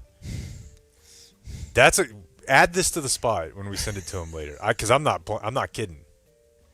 You know? I've heard that UPF keeps out PonchoOutdoors.com/dumbzone if you want to be buried in a poncho. Tell him we sent you. Dead on this day, still dead. In 1999, Rod Ansell. He is an Australian bushman. He was the inspiration for Crocodile Dundee, the movie, which was like was that early 90s or late 80s? Anyway, he died at the age of 44 in 1999. So he must have been kind of young when he was the inspiration for that movie. He died in a shootout with police officers. Damn. What? We got some badass deaths today, man. Guy slit his own throat. Okay, I have so we got many Rod questions. Beck. And we got Crocodile Dundee, who we thought just had a knife. Right. That's what I was going to say. But he's got a gun. Was he running dope? Like, was he involved? Was he at what happened? I did not look into this one. Some of the people on my list, I did a little more deeper dive, but that's insane. You have to ask Claude. Did they pick Claude because they know no one's named Claude? I think it probably didn't hurt. Like, we got to have every computer thing has to have a name now. Anyway. Every computer, right? Please somehow let's use that. Right? Every computer thing has to have a name. Don't they? now. Yeah. I agree. Clippy. Dead. Also dead on this day, still dead. We have Lonnie Anderson. Laurel. Who was the hot on WKRP in Cincinnati. And on this day, we have Mark Margolis. We've had him on the show. You know him as Uncle Tio in Breaking Bad. Oh, wow. With the bell. And that's what happened on this day in history. This is a very long article, Yeah. but one sentence says Ansel felt cheated at not earning a penny from Crocodile Dundee and its sequel. Ooh. Yeah, it doesn't sound like he was taken care of real well. Yeah. Very Jesse Owens, very Eddie Goodell. I don't know if those things have any relation at all, but they'll be joining us if you hold through the break. Merrill Reese or whatever. All right, good times. Adios, mofo. We gotta go before this becomes a zoo. See you guys for drinks later. Thank you for watching my video. Subscribe and type for my name if you want to watch more of my videos.